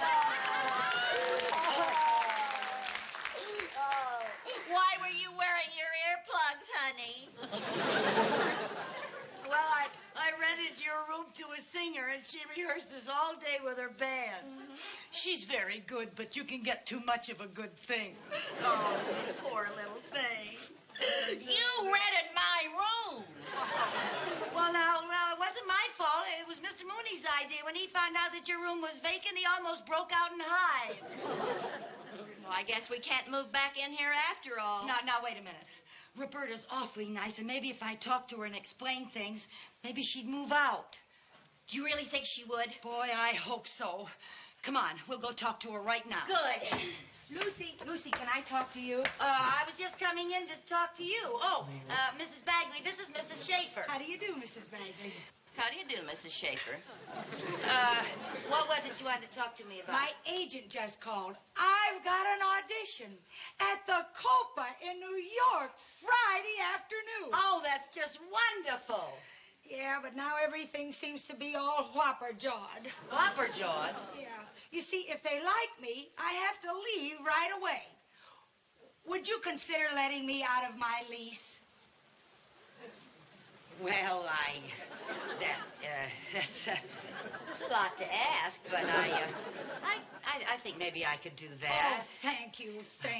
Oh! Friday afternoon. What? Bob promised to play for Chris's dance. Oh, I forgot all about that. Well, Chris will just have to find another band in a hurry. Oh, no, she won't. Bob promised to play for that dance, and I've always taught Bob to keep his promises. Well, what'll you do? Can you get another band for your audition? Well, I can't afford another band. I guess it's just goodbye, Copa. And hello, motel. Now, wait a minute. I know where you can get another band for free. You do? Yeah, it's just for the audition, isn't it? That's all, just for the Well, now, audition. don't you worry about a thing, Roberta. I have just the group for you. Oh, thank you. That's wonderful. Okay. Up a lazy river by the old mill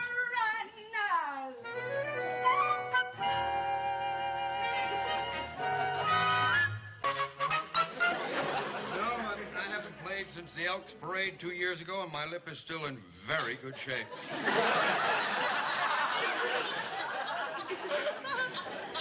Oh, brother.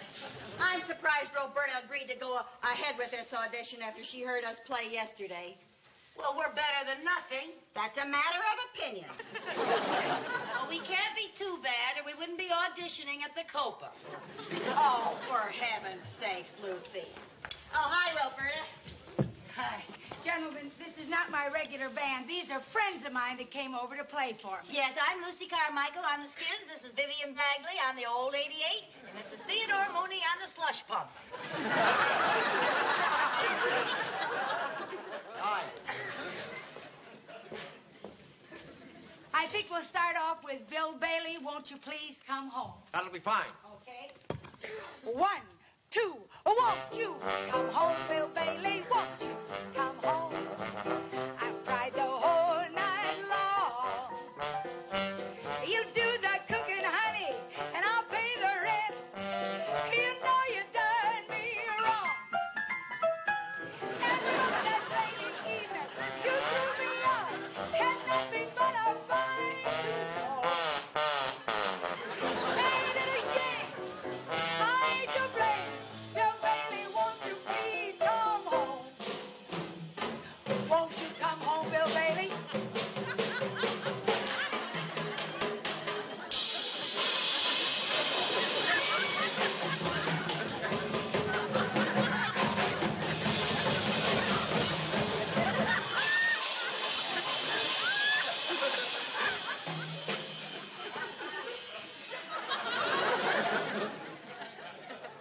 One, two, after that rainy evening, you threw me out with nothing but a fine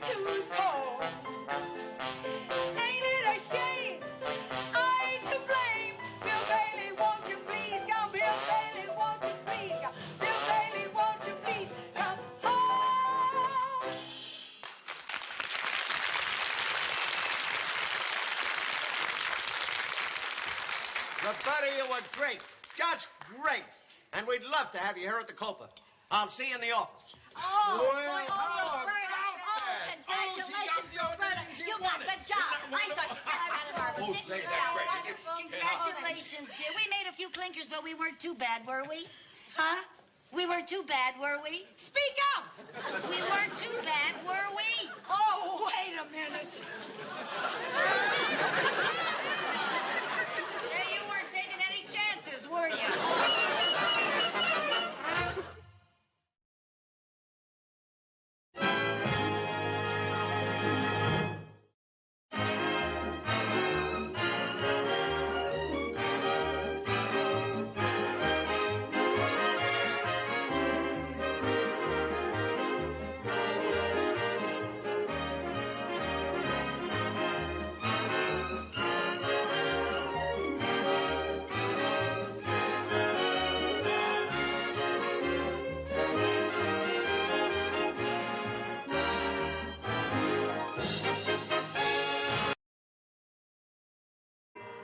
Co-starring Vivian Vance.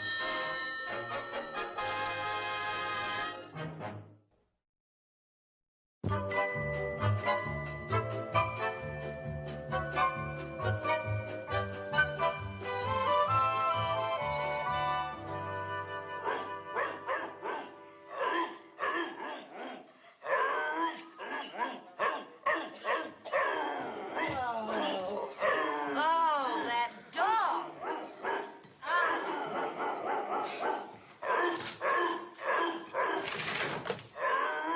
Do you know what time it is? 2 o'clock is right. So why don't you go to sleep? Oh, another sleepless night. Oh, Lucy, this is terrible. This makes 3 nights in a row. Oh, rough yourself.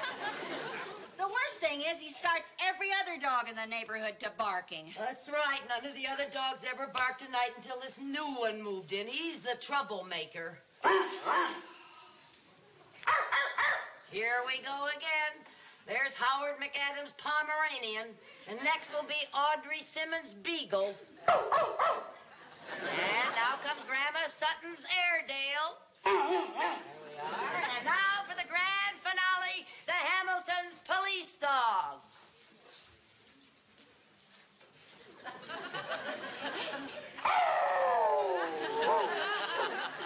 Well, thank goodness. I was afraid he wasn't going to make it tonight. Oh, Lucy, this is terrible. Well, I've had it. I have had it. I gotta do something about it. What's his number? Well, I don't think that dog is listed. I don't mean the dog. I mean his owner. Oh, now you wouldn't wake that poor soul up in the middle of the night to complain. I would love to. What's his name? I don't know. Come on, get your flashlight. What for? We are going to find that dog and his owner. Oh, now why couldn't we find that beast the first thing tomorrow morning? Because we can't find him in the daytime. That's when he rests his voice. No, just forget it, Lucy. I'm not going to go prowling around in anybody's backyard in the middle of the night. Oh, Viv, please. That's the only...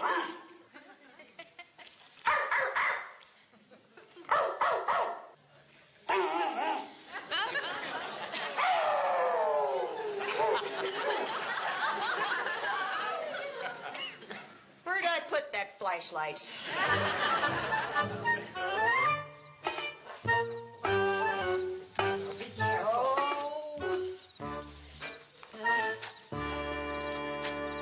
Oh, come on, Lucy. Let's go home. This is just ridiculous. Oh, come on. As long as we've gone this far, we might as well look at a couple more yards.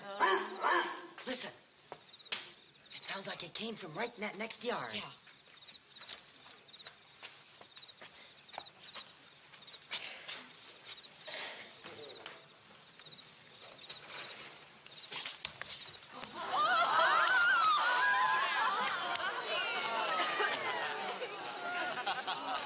Well, now that we found him, what do we do?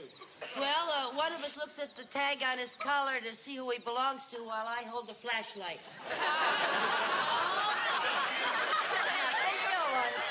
Oh, come on now, Viv. How can you be afraid of him? He has such nice eyes.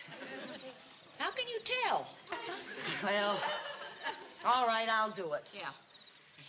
Well, there now. Hi, fella. Hello. Hello. All we want to do is just look at your tag and find out who your nice owner is, little fella. He's a nice fella, yeah. He's a nice fella. Hey, yeah, nice boy. Nice fella. Can't you find his collar? I can't even find his neck. I know it's in here somewhere. Oh, Viv, stop him! Stop him! We can't let him get away now. Come on, hurry up. Oh, how could we lose a dog as big as that? Why didn't you follow him better, Viv?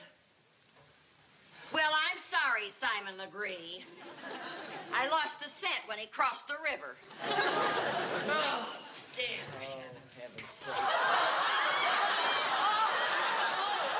for heaven's sake. Well, my heavens. Well, no wonder we couldn't find him. While we were following him, he was following us. What's going on? Hi, Nelson. You know him? Sure, we're old pals. He's Mr. Mooney's new dog. Well, I'll just call Mr. Mooney and complain. All right, Jerry, school tomorrow, back to bed. Come on now. Now we Get know where outta you live. here. Now you gotta go home. Come on, Nelson. Home you go. Here you go, boy.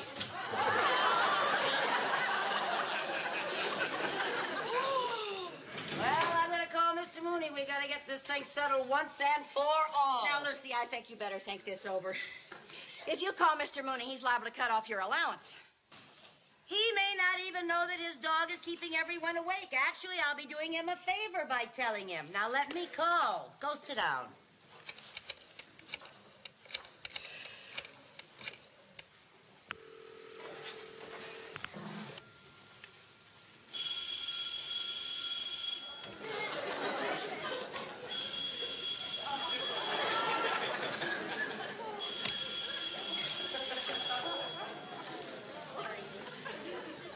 Hello?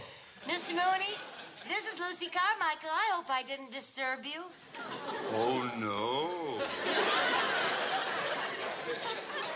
Well, you see, a barking dog has been keeping us awake.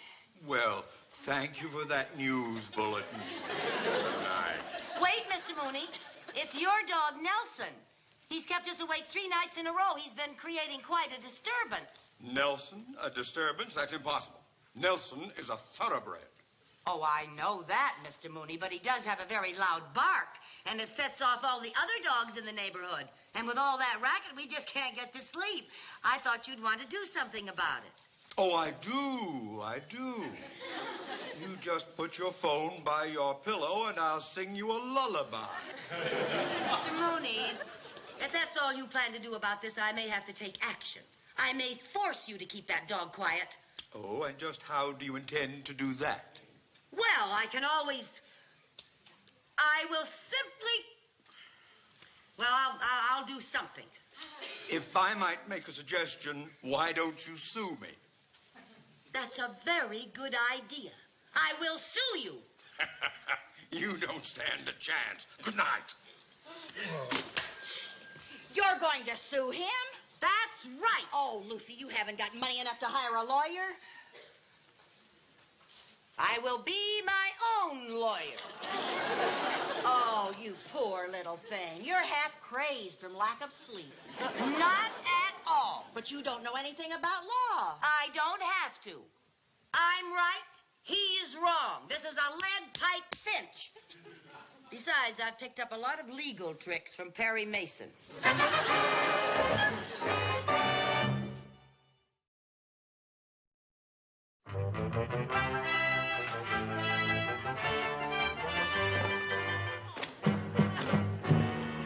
All rise.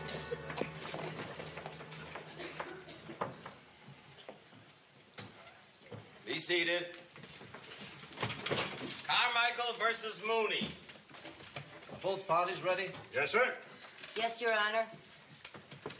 Are you Mrs. Carmichael or are you her attorney? Yes. Yes, what? Yes, sir? You misunderstood. I asked you whether you were Mrs. Carmichael or Mrs. Carmichael's attorney. Oh. Your Honor, I'm both. I'm Mrs. Lucille Carmichael, and I am acting as my own attorney. Very well.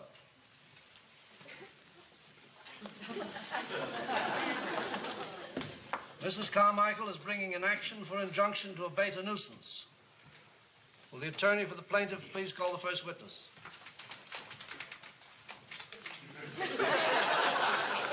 Mrs. Carmichael, you are the plaintiff. Oh.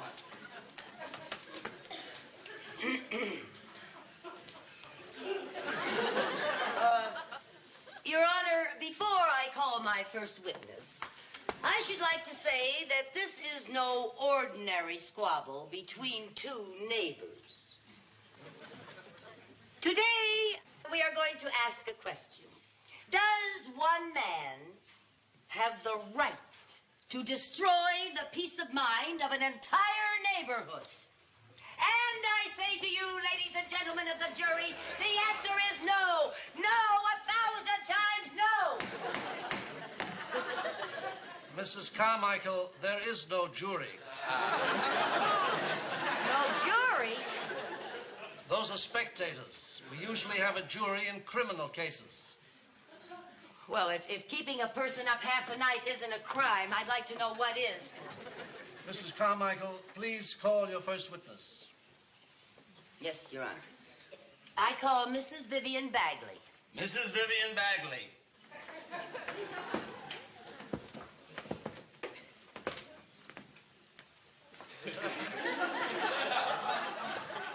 Raise your right hand. You swear to tell the truth, the whole truth, and nothing but the truth? I do. Be seated. Give the court your name and address, please. Mrs. Vivian Bagley, 132 Post Road.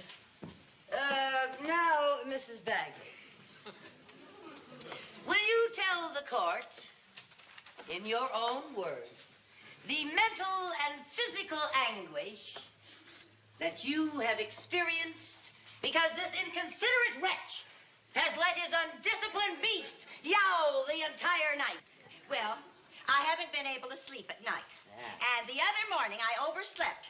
And I missed the biggest sale that was ever on at Dee Dee's dress shop. I didn't know Dee Dee had a sale. Oh, yes, she had alligator bags at half price. You're kidding. Yeah, but they were all picked over. I know, they were all picked over when I have had a pair of alligator shoes for 6 months and needed a bag. Why don't you? I guess they were. Mrs. Carmichael, this seems most irrelevant. Yes. Shall we get on with the testimony? Yes, Your Honor. Mrs. Bagley. Yes? Would you care to tell us what happened last Thursday night? Yes, well, last Thursday night, this dog was barking, and you and I... Mrs. Bagley, will you be specific, please? Tell the court who you is. I is Vivian Bagley. I meant tell the court who went with you. You did. Oh, Lucille Carmichael went with me. Yes. Continue, please. Last Thursday night, we heard this dog barking, and Lucille Carmichael and I went out to see if we could find it. And all of a sudden, we went down an alley, and we heard this dog barking nearby. And we went around a corner, and there sat Mr. Mooney's dog, Nelson, just as guilty as sin. Your witness, Mr. Weitzman.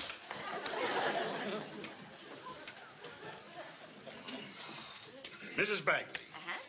Now, you said that you heard a dog bark, then you went around the corner, and you saw Nelson. Is that correct? That is right. Then you didn't actually see Nelson bark. No, we didn't actually see him. But then, of So course... actually, you don't know if it was Nelson barking. It could have been another dog entirely. Yeah, it could have been. No more questions. The witness may step down.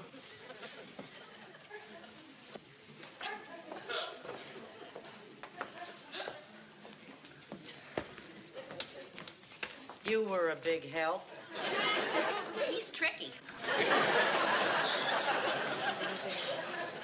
Call your next witness. I call Mrs. Lucille Carmichael to the stand. Mrs. Lucille Carmichael. Raise your right hand. You swear to tell the truth, the whole truth, and nothing but the truth? I do. State your name and address, please. Mrs. Lucille Carmichael, 132 Post Road. Now then, Mrs. Carmichael, have you ever sued any of your neighbors before? No. No, I never have. Would you say that normally you sleep very well? Oh, yes. Just like a log. Very well, then. Will you tell the court, in your own words, what took place last Thursday night? I would be very happy to tell the court. Mrs. Carmichael, is it absolutely necessary to have this incessant jumping back and forth? You're making the bench nervous. Well, Your Honor, if you don't mind, please, it makes it a lot easier for me to go back and forth like that, because then I can tell if I'm witnessing or plaintiffing.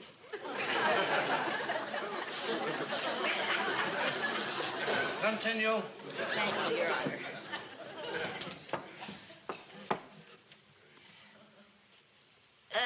What was that last question?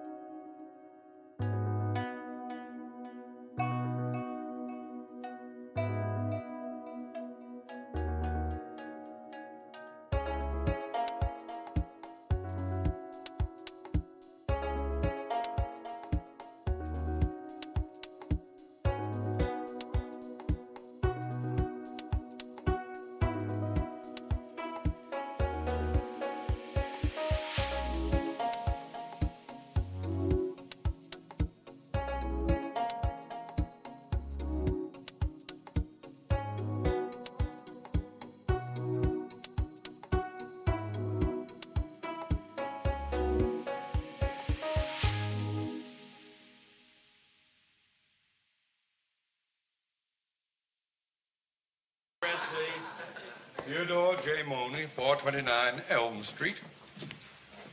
Mr. Mooney, do you own a sheepdog named Nelson? I do.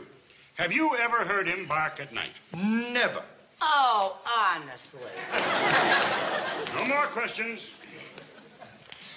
You're a witness.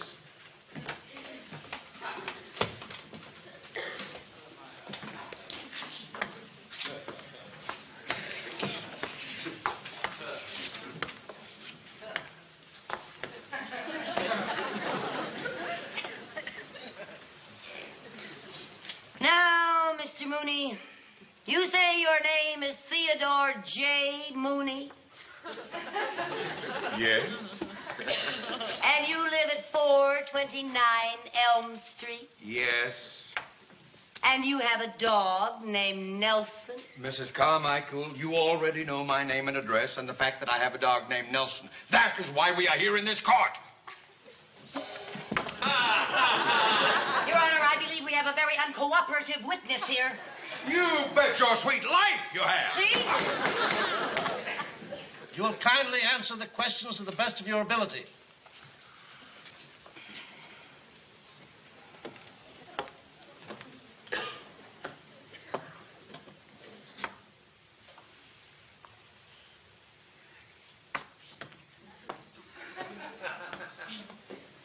Where were you Thursday night? I was at home asleep. The whole time? You expect this court to believe that you slept while your dog was keeping the entire neighborhood awake with his ruff ruff? Mrs. Carmichael, my dog does not go ruff, ruff. He may occasionally go. He goes ruff ruff. He goes. Ruff ruff. Shall we continue? It is absolutely irrelevant whether the dog says woof, woof, or...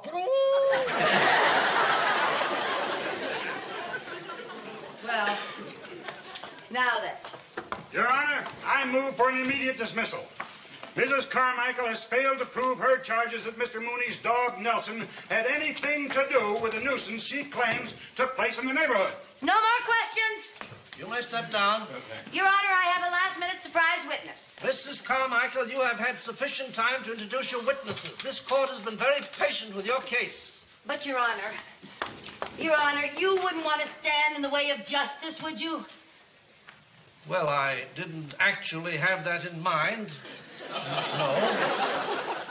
Call your witness. I call Nelson Mooney to the stand. Nelson Mooney, take the stand. Nelson, you watch what you say.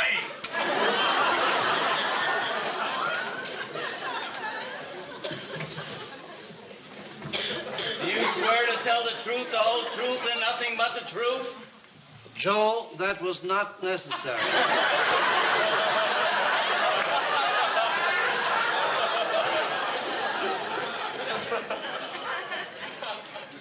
Now, Your Honor, I will attempt to prove that when Nelson barks, it starts a whole chain reaction of other dogs barking.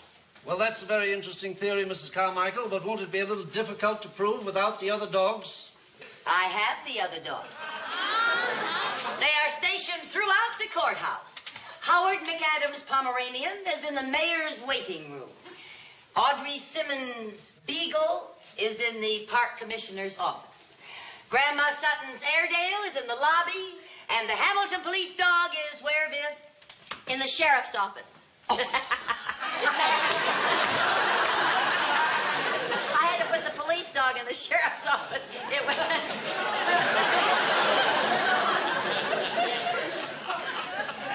Your Honor, I will now demonstrate what happens when Nelson barks. I think this has gone far enough. Now, just a moment, if you don't mind.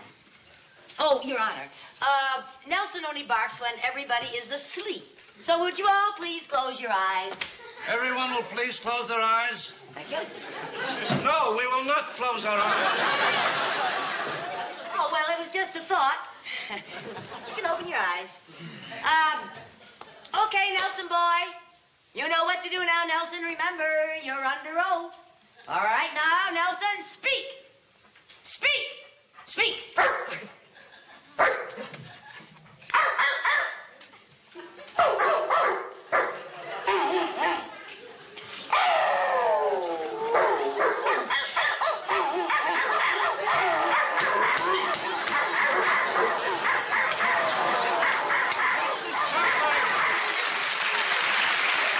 Does this go on every night?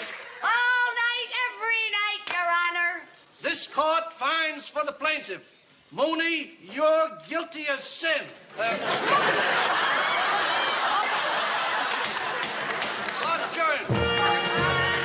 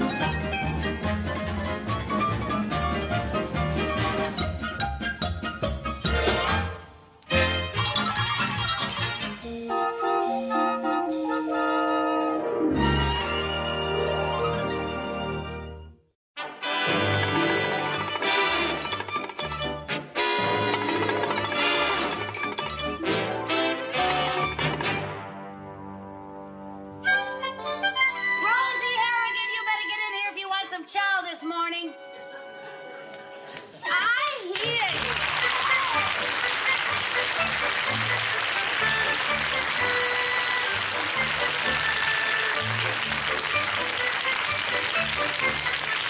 I was just talking to that nice mailman. I think he likes me. He says I have a cute zip code. Rosie, every man in town likes you. Oh, here is another gift from one of your admiring merchants. Oh, now, isn't that sweet? I wonder what it is. It looks awfully... Oh, caviar again. Nothing but caviar. We've got so many fish eggs, you'd think we were running an underwater maternity ward. Why doesn't anybody send us some meat? Well, because everybody thinks you're the rich Countess Framboise. They don't know you're the busted Rosie Harrigan. Darling, I feel so terrible about being broke and sponging off of you. Now, what are old school friends for?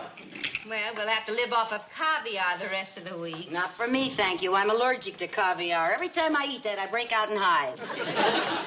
Oh, Lucy, I just don't have any talents. I'm used to getting by on charm. Oh, well, now. Being charming and gracious is nothing to frown at, you know. Yes, but charm doesn't pay the bills. Rosie, you know something? What? It can pay the bills. What? You could open a charm school. Oh, what a marvelous idea. Oh, no, that takes money. Now, where am I going to get money to open a charm school? That's where you can begin using your charm on our tight-fisted banker, Mr. Mooney.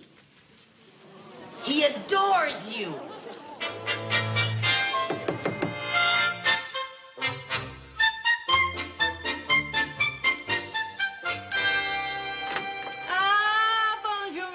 Countess Francois, I was so excited when you asked me to come over here that I ran all the way. Oh. And I imagine a man of your powerful build can run very fast. Oh, well, I was quite athletic as a youth. Oh, yes, at one time I was supposed to go to the Olympics, but I married Irma that year instead. What a shame. Oh, you are so right. Oh, And you are so amusing. you really? I didn't think it was that. I really... hi, Mr. Mooney. Hello, Mrs. Carmichael. Are you ready for tea, Countess? Oh, yes. Voulez-vous du thé, monsieur? Hmm? Do you want some tea? Oh, tea. See. Oui. Right in, Thank you very much. Oh, please be seated. Oh, thank you. I've so looked forward to chatting with you. Oh, I'm honored, Countess, honored. You know, you are like a breath of culture here in Danfield. Oh, now, monsieur, vous êtes si séduisant. Oh, I didn't know.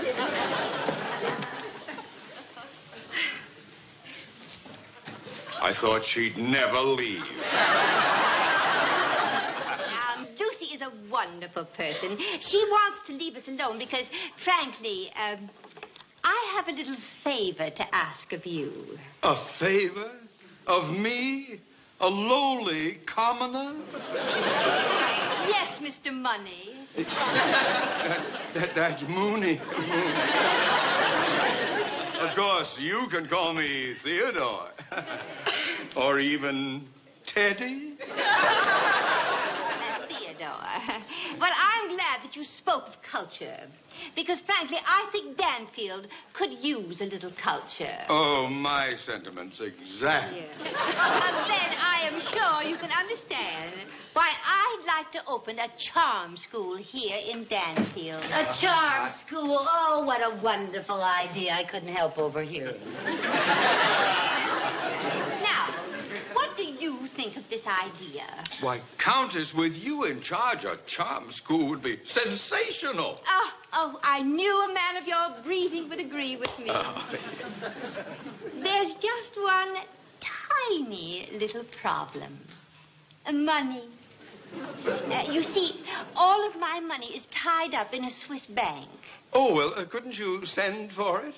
Well, you see, my bank is way up on one of those Alps, and it takes the postman forever to get there.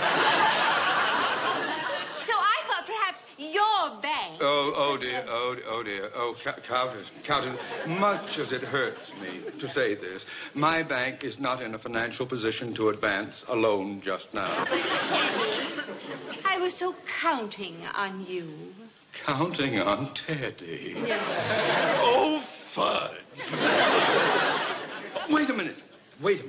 There is a Mr. and Mrs. Dunbar from New York in town. Now, they were discussing investments only yesterday. Now, they might be just the ones to back your venture. You really think so? Oh, Countess, once they meet you, how could they resist? I mean, after all, I'll go and arrange a meeting right away. Oh, Teddy. Yes, Teddy, yes. you are wonderful.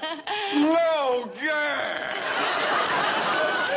Oh, I haven't tingled like this since they came out with plaid checkbooks. Arrange a meeting right now. But au revoir. Au revoir. Yeah. Oh, my.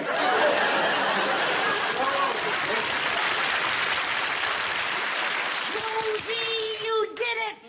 No, I bet the Dunbars won't be as easy to charm as Mr. Mooney. Oh. Now, how am I going to prove to those people that I can make this thing a success? Lucy, I don't know anything about teaching charm. Rosie, I have a plan. Did you see My Fair Lady? Yes. Now listen. So you see, my school here in Danfield would only be a start, Mrs. Dunbar. I'm planning to spread the Countess Framboise charm method all over the world. Well, heaven knows the world needs more charming people. I think it sounds expensive. Quiet, Fred. Pay no attention to my husband. He made all of his money in oil. Crude oil. Yes, indeed. Well, now, as I was saying, all I require is enough capital for this little suite of offices. Well, Countess, I think your charm school sounds fascinating. But why waste it on this place? Everybody in Danfield is so, common. We only come here to visit Fred's relatives. But, my dear, that is the challenge. Out there are hundreds of women who haven't the faintest idea how to walk or talk or dress. I am longing to bring them the Countess Framboise charm method. Yes, I am ready. I am ready. Now, if there was only something I could do to prove to you what I am... Wait a minute, woman. We'll conduct business here. Go right ahead. Ain't gonna bother me none.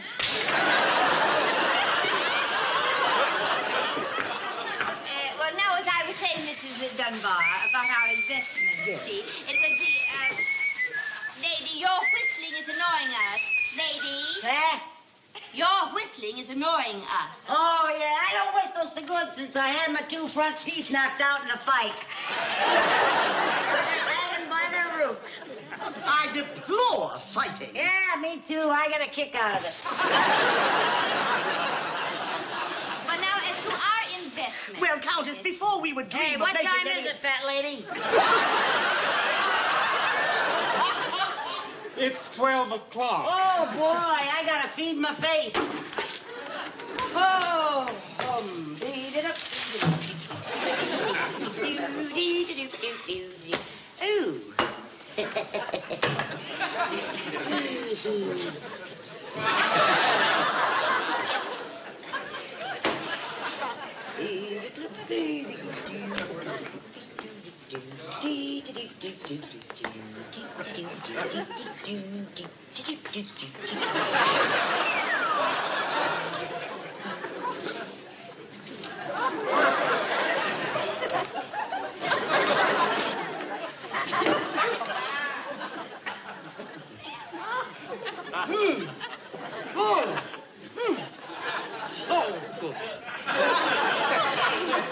Ooh.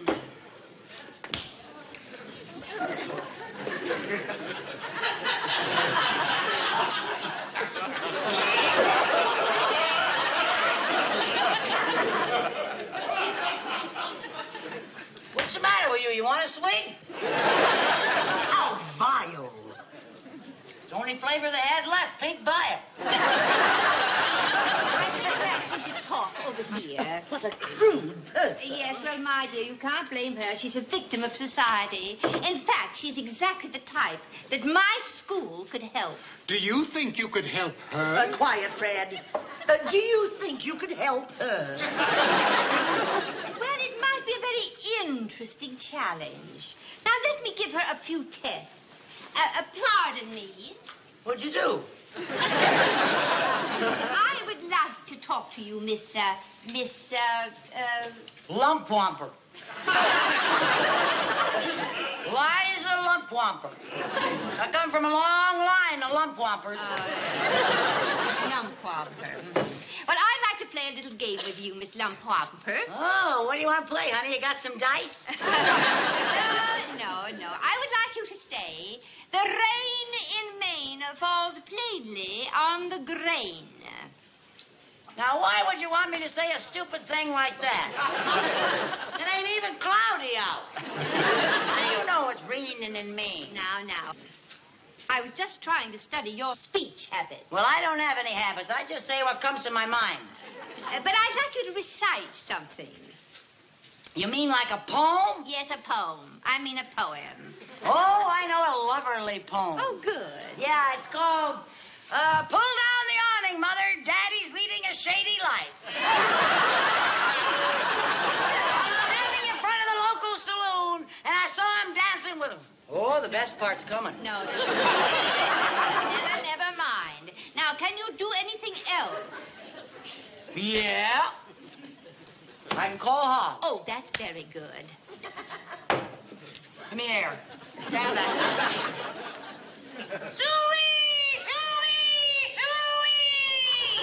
What a dreadful sound. You wouldn't say that if you was a hog. Countess, I think you'd be wasting your time trying to transform this person. You'll never be a Pygmalion to this Galatea. You watch your language. I'll belt anybody that says I'm one of them. Now, let's calm down. Not till fat lady apologizes. I apologize? Well, that's more like it. You better learn some manners. Why can't you be nice like your son here?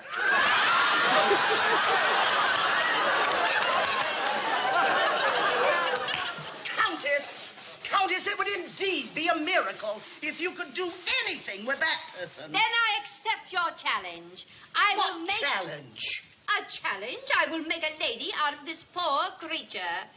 If you will give a party next Friday night at your hotel, I will bring Miss Lumpwamper. Bring her to a party of mine. I give you my royal word that she will be a completely new person. And if my charm method works, will you finance my school? Well, I don't know. Shut up, Fred. We'll do it, Countess.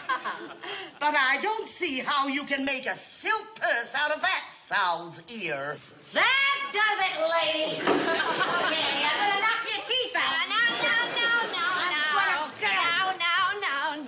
Now.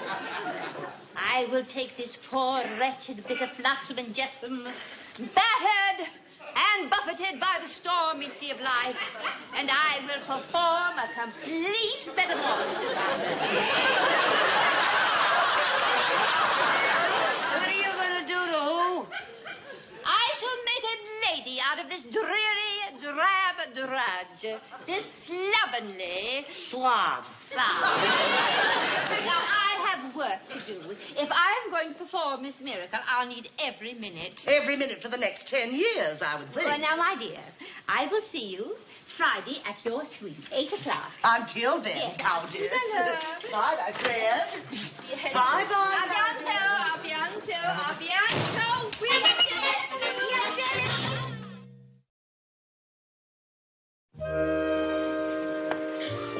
Well, Mrs. Dunbar, this is a perfectly delightful party. It reminds me of some of our soirees at home. But thank you. We tried to provide the proper setting for your protege to debut. Well, that's very kind.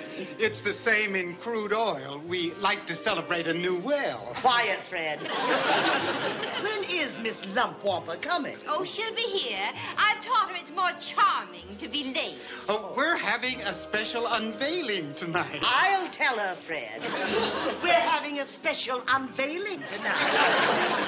A new work by Gabanzo. Oh, yes. But we love art.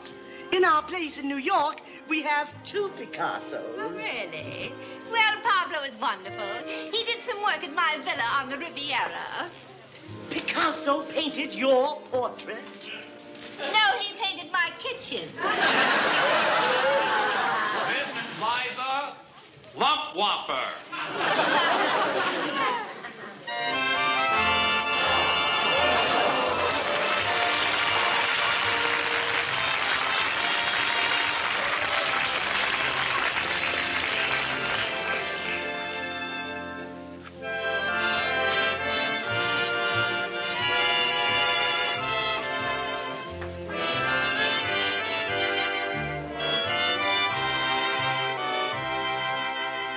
Good evening, Eliza. What do you think of my creation? I think she's beautiful. Quiet, Fred. Well, she doesn't look bad on the surface, but can she talk? Say something, Eliza. The rain in Maine falls plainly on the grain. That was very good, my dear. Now mingle with the guests. A tout à l'heure. See you later, fat lady.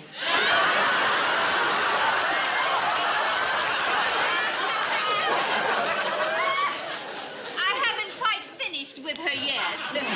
No. I think you did a wonderful job. She looks beautiful. Oh, shut up, Fred. Oh, I'm sorry, fat lady.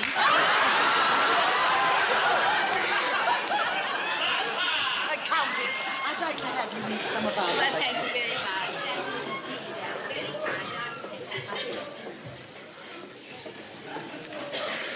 Excuse me, Miss Lumpwamper. Yes, Mr. Dunbar. I thought you might like to try some of these. Oh, thank you. Isn't that nice of you? Oh, my, they're delicious. Well, you look pretty delicious, too, Miss Lumpwamper. Oh, Fred. Yes, I've never seen such a change in a person in my life. Why, it's like a beautiful butterfly emerging from a cocoon. Fred, what a very nice thing to say. And, you know, I think it's the first time I've ever heard you finish a complete sentence. It felt so good. What you mean? Oh, Fred, you're so nice. These are delicious. Oh, well, I'll bring you some more. Oh, would you? Yes. Oh, I appreciate that so much. Oh, they're just wonderful. Oh, I'll be right back. Hurry back. Lucy, do you know what you're doing? Yes. I'm getting along with Fred very well. I think I've got him hooked. No, you're eating those canapes. Yes, I know. But I'm eating them very daintily. I have my pinky out. I thought you said you were allergic to caviar. Oh, I am. I can't stand caviar. I get hives. That's caviar. I didn't notice. Well. Oh, what am I going to do? Well, if I know hives, you're going to itch. Oh, I know I'm going to itch. Yes, I know. But if you're going to scratch, scratch daintily and leave the pinky out.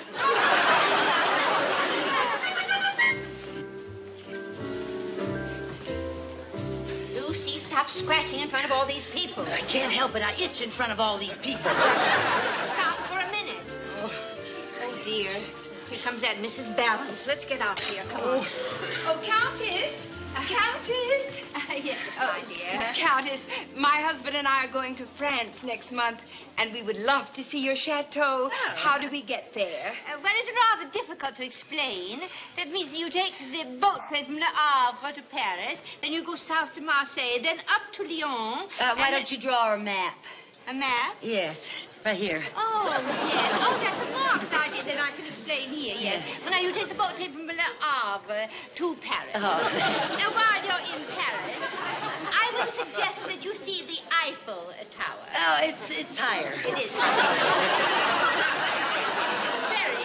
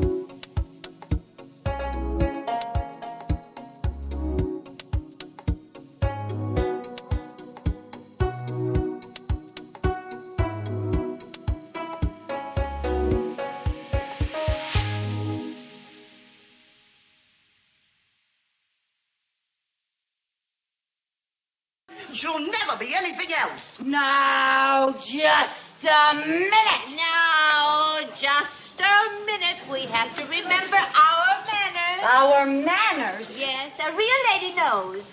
There's a proper time for everything.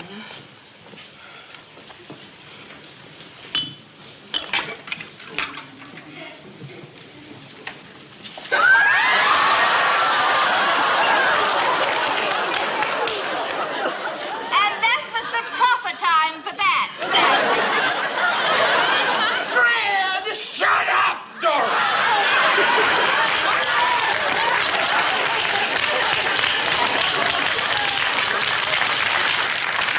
Now, Honeykins, where does it itch? Right at the base of the Eiffel Tower.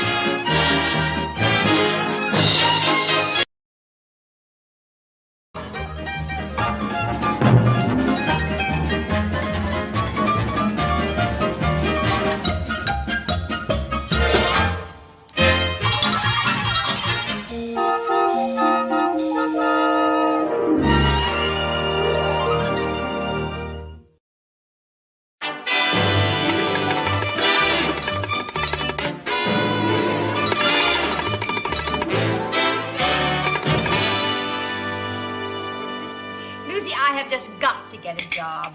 A job? But you're a countess. Well, even a countess has to have money.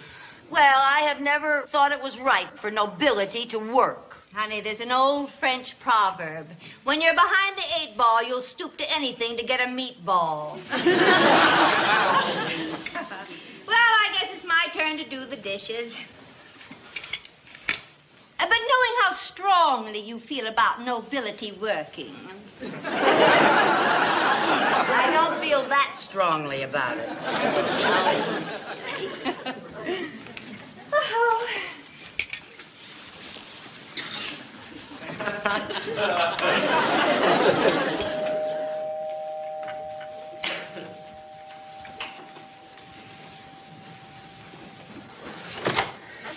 Well, Mr. Mooney, what a surprise. Are we alone? Yes. Good. Why, Mr. Mooney, you are a married man. That is not the reason I wanted to see you alone. Oh, you were joking. Oh, I've always said you had a delightful sense of humor. I've never heard you say that before. Are you feeling all right? Well, of course I'm feeling all right. Oh, Mr. Carmichael, do you remember coming to the bank yesterday morning and asking me for a $50 loan? How could I ever forget? You screamed and turned purple. Well, tonight, color me a lovable pink. Here's your 50. Oh, Mr. Mooney, thank you so much. Oh, this is just wonderful. Oh, it's nothing. But it is. You don't know. You don't know what a help this is going to be. Mr. Mooney, if I can ever do you a favor... Oh, you can. Boy, you collect fast. Mr. Mooney, this was all a plot. You gave me this advance because you want me to do a favor. All right, Mrs. Carmichael. But I'm desperate. Desperate? Yes. In all my years as a banker, I have never made a mistake. Never? Never. Until recently, I made a bad loan to the Lazy Days Health Fund. Now they're going broke, and they're about to renege. And what's more, next month the bank directors are meeting, and they'll find out about it. What'll they do to you? Well, they'll do more than make me stand in a corner. Now, Mrs. Carmichael, you can help me. Me? How? Well, please sit down. Now, look, I have analyzed the problem, and what the health farm needs is publicity, something to attract customers. Now, I thought if some well-known personality, some socially prominent, beautiful lady signed up for the health course, that would do the trick. Well, I would be delighted to take the course. I wasn't referring to you. No, I was referring to the Countess Framboise. Oh. Yeah. Well, of course, I couldn't offer the Countess a crass commercial proposition. Knowing that she's nobility, money is the farthest thing from her mind. Yeah, and it's getting farther and farther. But, Mrs. Carmichael, as a favor, could you talk her into this? Well, I'll do the best I can, but you understand this must be handled in a very genteel manner.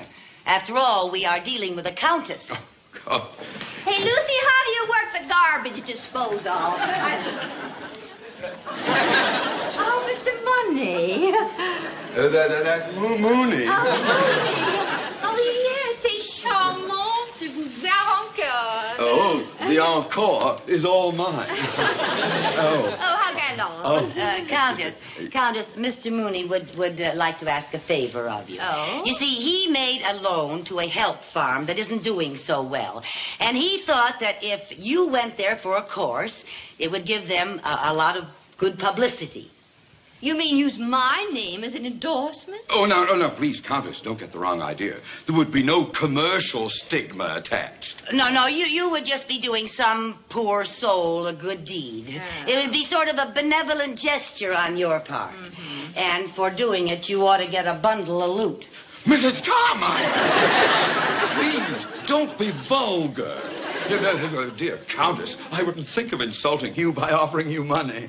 Oh, you wouldn't? No. Well, perhaps you could show your appreciation by making a donation to my favorite charity. Oh, splendid. Yes, let's say $100 to your favorite charity. Well, that keeps it all on an elevated plane. Yes, well, let's elevate it a little more. $200. Of course, yes. $200. There'll be a check made out to your favorite charity. Oh, well, could you make it out to me personally? You see, my charity just changes from week to week. Oh, and Mr. Mooney, I think that it would be very nice if Mrs. Carmichael joined me at the health farm. Oh, you mean a sort of a lady-in-waiting? Yes. And the lady in waiting is waiting. Waiting for what? My loot. No, Mrs. Mr. Mooney, I don't see how I can possibly go to the health farm unless Mrs. Carmichael gets her, what a quaint word, loot. Very well, $200 apiece. Anything to save the health farm. But in exchange, ladies, you must obey all the rules and set a good example. Oh, don't you worry about a thing, Mr. Mooney, as long as we get our loot. Yes. But when would you want us to be there? Oh, tomorrow morning, bright-eyed and bushy-tailed. Tomorrow? Yes. Tomorrow morning? Yes. Well, we'll see you when we get back, Mr. Mooney.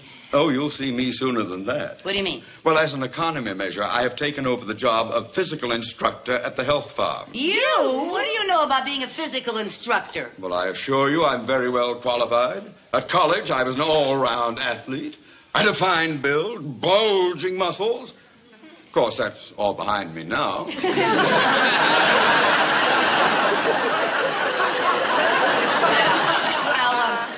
We'll see you tomorrow morning, Mr. Mooney. Countess?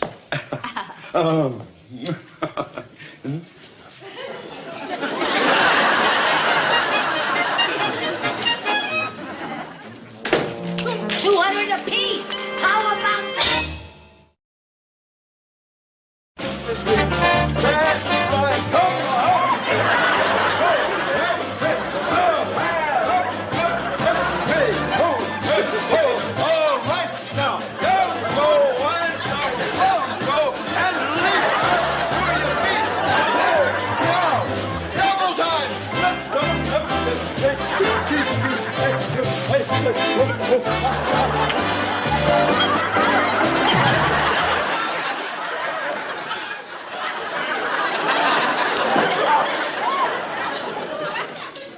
why aren't we with the group? Well, we thought we'd join you the next time around. You two ladies are supposed to set an example. And let me remind you about the $200 donation to your favorite charity. Come on, Mr. Mooney. Do you expect us to do these strenuous exercises with no food or water? Countess, I think you're getting all the food that you require. 300 calories a day. They're doing all right on 300 calories a day. Well, they came equipped with a reserve supply. Oh, for heaven's sake. All right, girls, line up. Straight line now. Come along. Hurry up, a little pep, a little ginger. Let's go. Now then, good. Come along. Get in line. Are you in the right place? Are you in the right? Yes. All right. Now, this is our swivel hip exercises. You know how it goes. Up, down, left, right. You know that? All right now, girls. And up, down, left, right. Up, down, left, right. Do it faster. Stretch your muscles. Straight to flat. Right off your bustles. Up, down, left, right. All right. Hold it.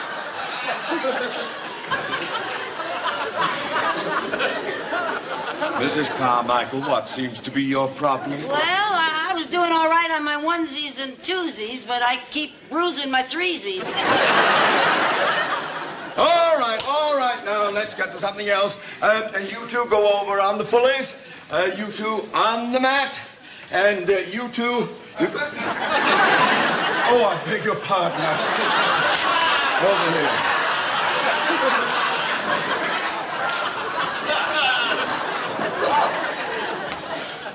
And you two row. All right, now let's get going. That's it, a little straight. That's good. And go up and that's it. That's very good. Very good. That's fine. You're doing all right. Set a good example. Yes. All right. Come on. There we go. Oh.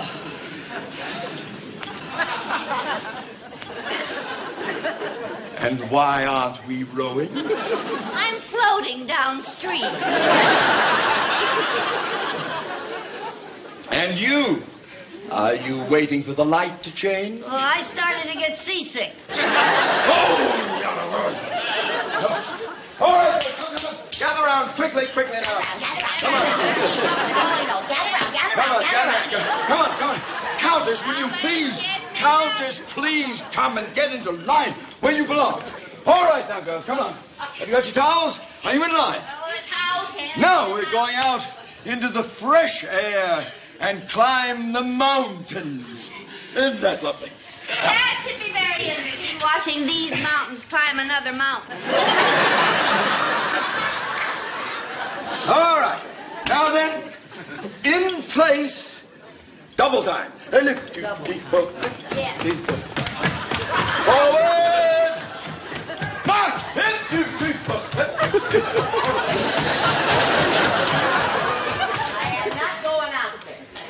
Are not going anywhere. We are overworked and underfed. We certainly are. Not fair. No, it's not fair. You know something? We have just got to think of some way to get some food. The stuff they serve around here. Yeah, instant nothing.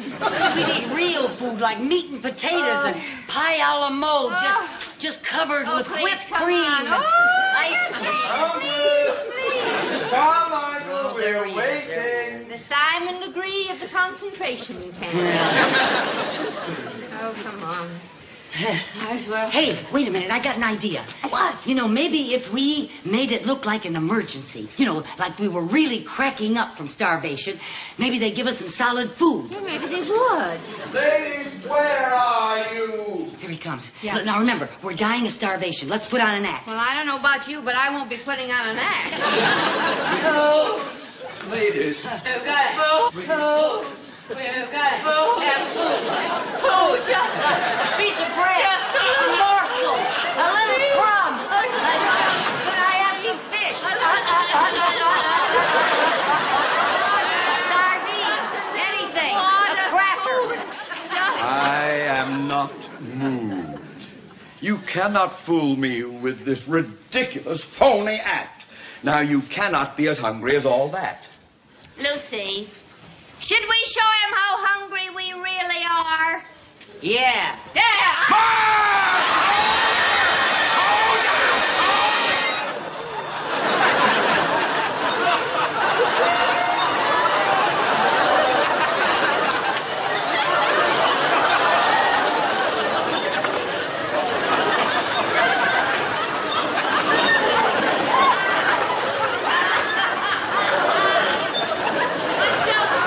Oh, boy, I haven't seen so much beef in action since I saw the last buffalo stampede. Well, how are we doing? How are we doing? Oh, good. How are you doing? Oh, that's good. Everybody, oh, you're doing all right, too. That's fine. Oh, didn't interrupt. Turn off your machines. Turn off your machine, girls. And gather round, please. Gather round. Now, ladies, we are going to have fun. There's nothing for toning up the muscles. I always say, nothing like a good old-fashioned tug of war. Isn't that wonderful? Now then, you go over there, you be one team. You come over here, you'll be the other team.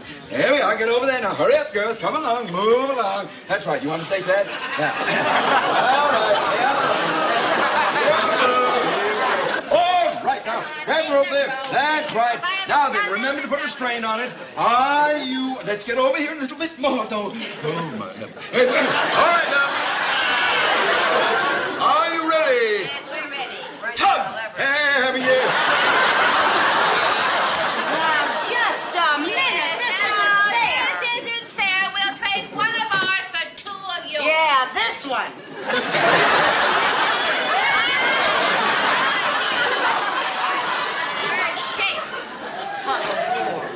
All right. Now, are we ready? Yes. Oh, good, good. All right, now. Tug! That's it. Put a lot of muscle in it. Lean on them. That's right. Lean hard. That's right. Dig your feet in. Now you feel those muscles tingling all around your back. That's it. All right. Dig it there, girls. Dig in. That's it. Oh, she's winning. Pull hard. Pull hard. That's it. Oh, good, good, good. Oh, that's fine. Ah, you're doing very well. And you feel it all in the back there. Oh, that's it. All right. That's it. All right. Don't let it go slide. There we are. Go. Go, go, go. Go the other way, Jenny. They're beating you. They're beating you, Jenny. Get the other way. Pull hard, Jenny. There we are. That's good. Hold that. Hold that. Hold.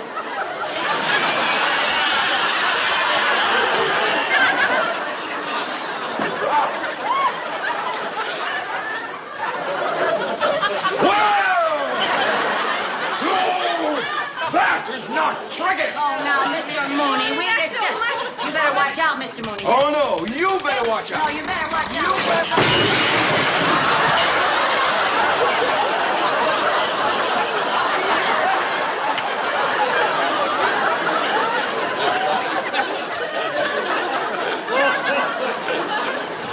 They just don't build walls like they used to.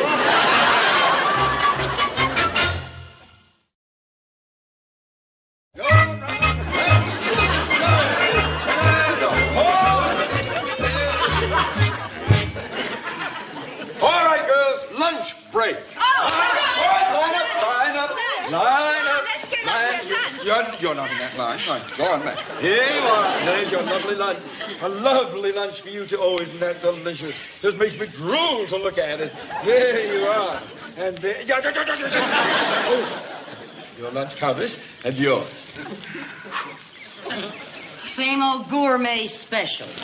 One lettuce leaf, a curl of carrot, a sprig of parsley, and a yogurt wafer. What a don't care package. Let's get going and stuff ourselves. Oh, let's do it. I could eat anything anyway. Oh, Sometimes boy. I wish I were back How'd with we my ever- dear departed husband. How we ever let ourselves in for this, I don't know. I just so weak. I don't know whether I have the strength to eat this.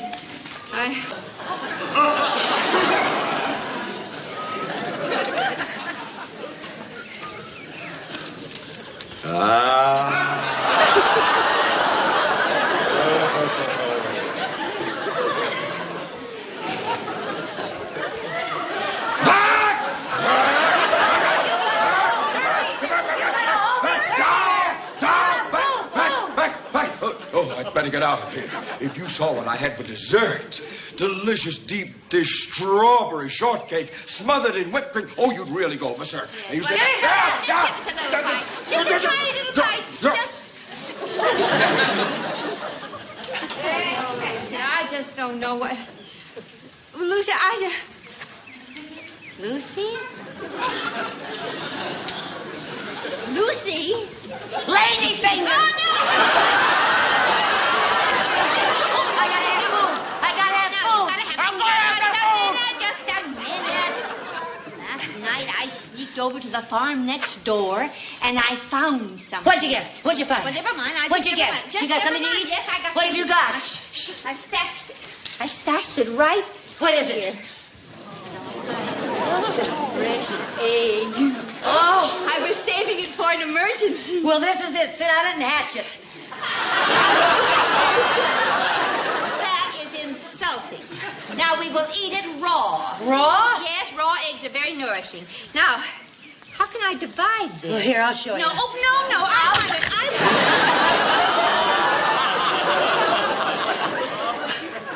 I don't like you. I'm sorry. I'm sorry, Rosie. I'll make it up to you. I'm sorry. Did you hear what I heard? The most beautiful sound in the world. Oh, hello, Bossy. A Bossy cow. Come on, baby. Come on, Bossy. Come on, Come on, baby. Bossy. Oh, isn't she beautiful? Hello, Bossy. Oh, yeah. Oh. Yeah, but we can't eat her raw. No. Maybe we can get some. Can you know how to get some milk out of her? Well, well, there's a lot of faucets down here. You gotta have a stool. Get the stool back there. What stool? The right there. He had it. Get the stool. Put it. How are we going to get her to sit on it?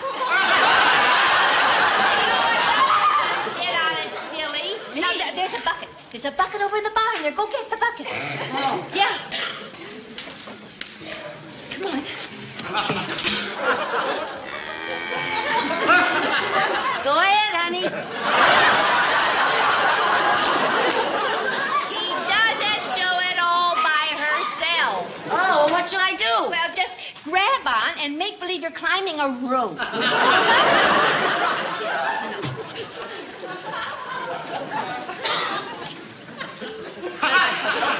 Maybe we can get her to do the twist. I'd love a milkshake. Push on, push on. I think the word is pull. All right, pull. Well, now what's the matter? Well, I'm not. She looks like a friendly cow, but I wouldn't want her to get mad at me. She won't get mad at you. Well, she might kick me. Oh, she will not. Oh, listen. What? I read somewhere where they play music in those barns to keep the cows happy. Oh? Yes, so why don't I sing to her and you milk her? Oh, you think you know something she might like? Yeah. Sit down, and I'll try. Make like I'm climbing a rope, huh? La da dee da dum. La da da da dum.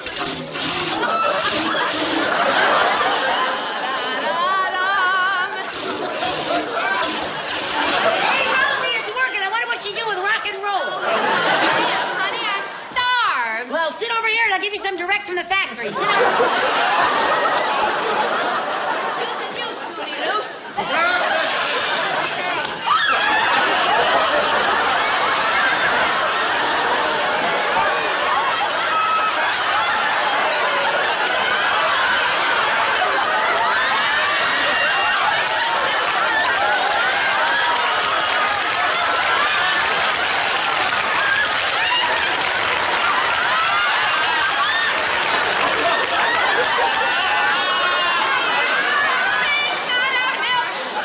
You don't want a refill, huh? No, and I can't even see. Back there. Now I've caught you in the act. I've had nothing but trouble since this hell farm moved in here. I knew you women were sneaking over and stealing my stuff, and now I've caught you red-handed. And white-faced. like to buy this place and get rid of the whole kit and caboodle. Buy it. Well, why don't you? Yeah. You got any money? Well, I got plenty of money, but they won't sell it to me. Wait. Who won't sell it to you? Oh, boy. When Mooney hears money, he comes in on the beam. Sir, my bank happens to hold the mortgage on that property. Now, we'd be happy to talk business with you. Well, that's okay with me. Oh, fine. What was your name, sir? Mr. Mooney. Johnson, yes. Mr. Mooney, the Countess and I have been very helpful to you, and we were just wondering, we still get our loot? Mrs. Carmichael, you were supposed to obey, but you disobeyed, so you get no loot. Your name was Johnson. Johnson. Well, I happen to have the mortgage right here in my pocket. I always carry it with me just in case. Here we are. Now, let's see. Now, this is on a 5% loan. That's all it is. We'll amortize it over 20 or 30 years. And you'll see the payments are very low. Buy one! Thank you.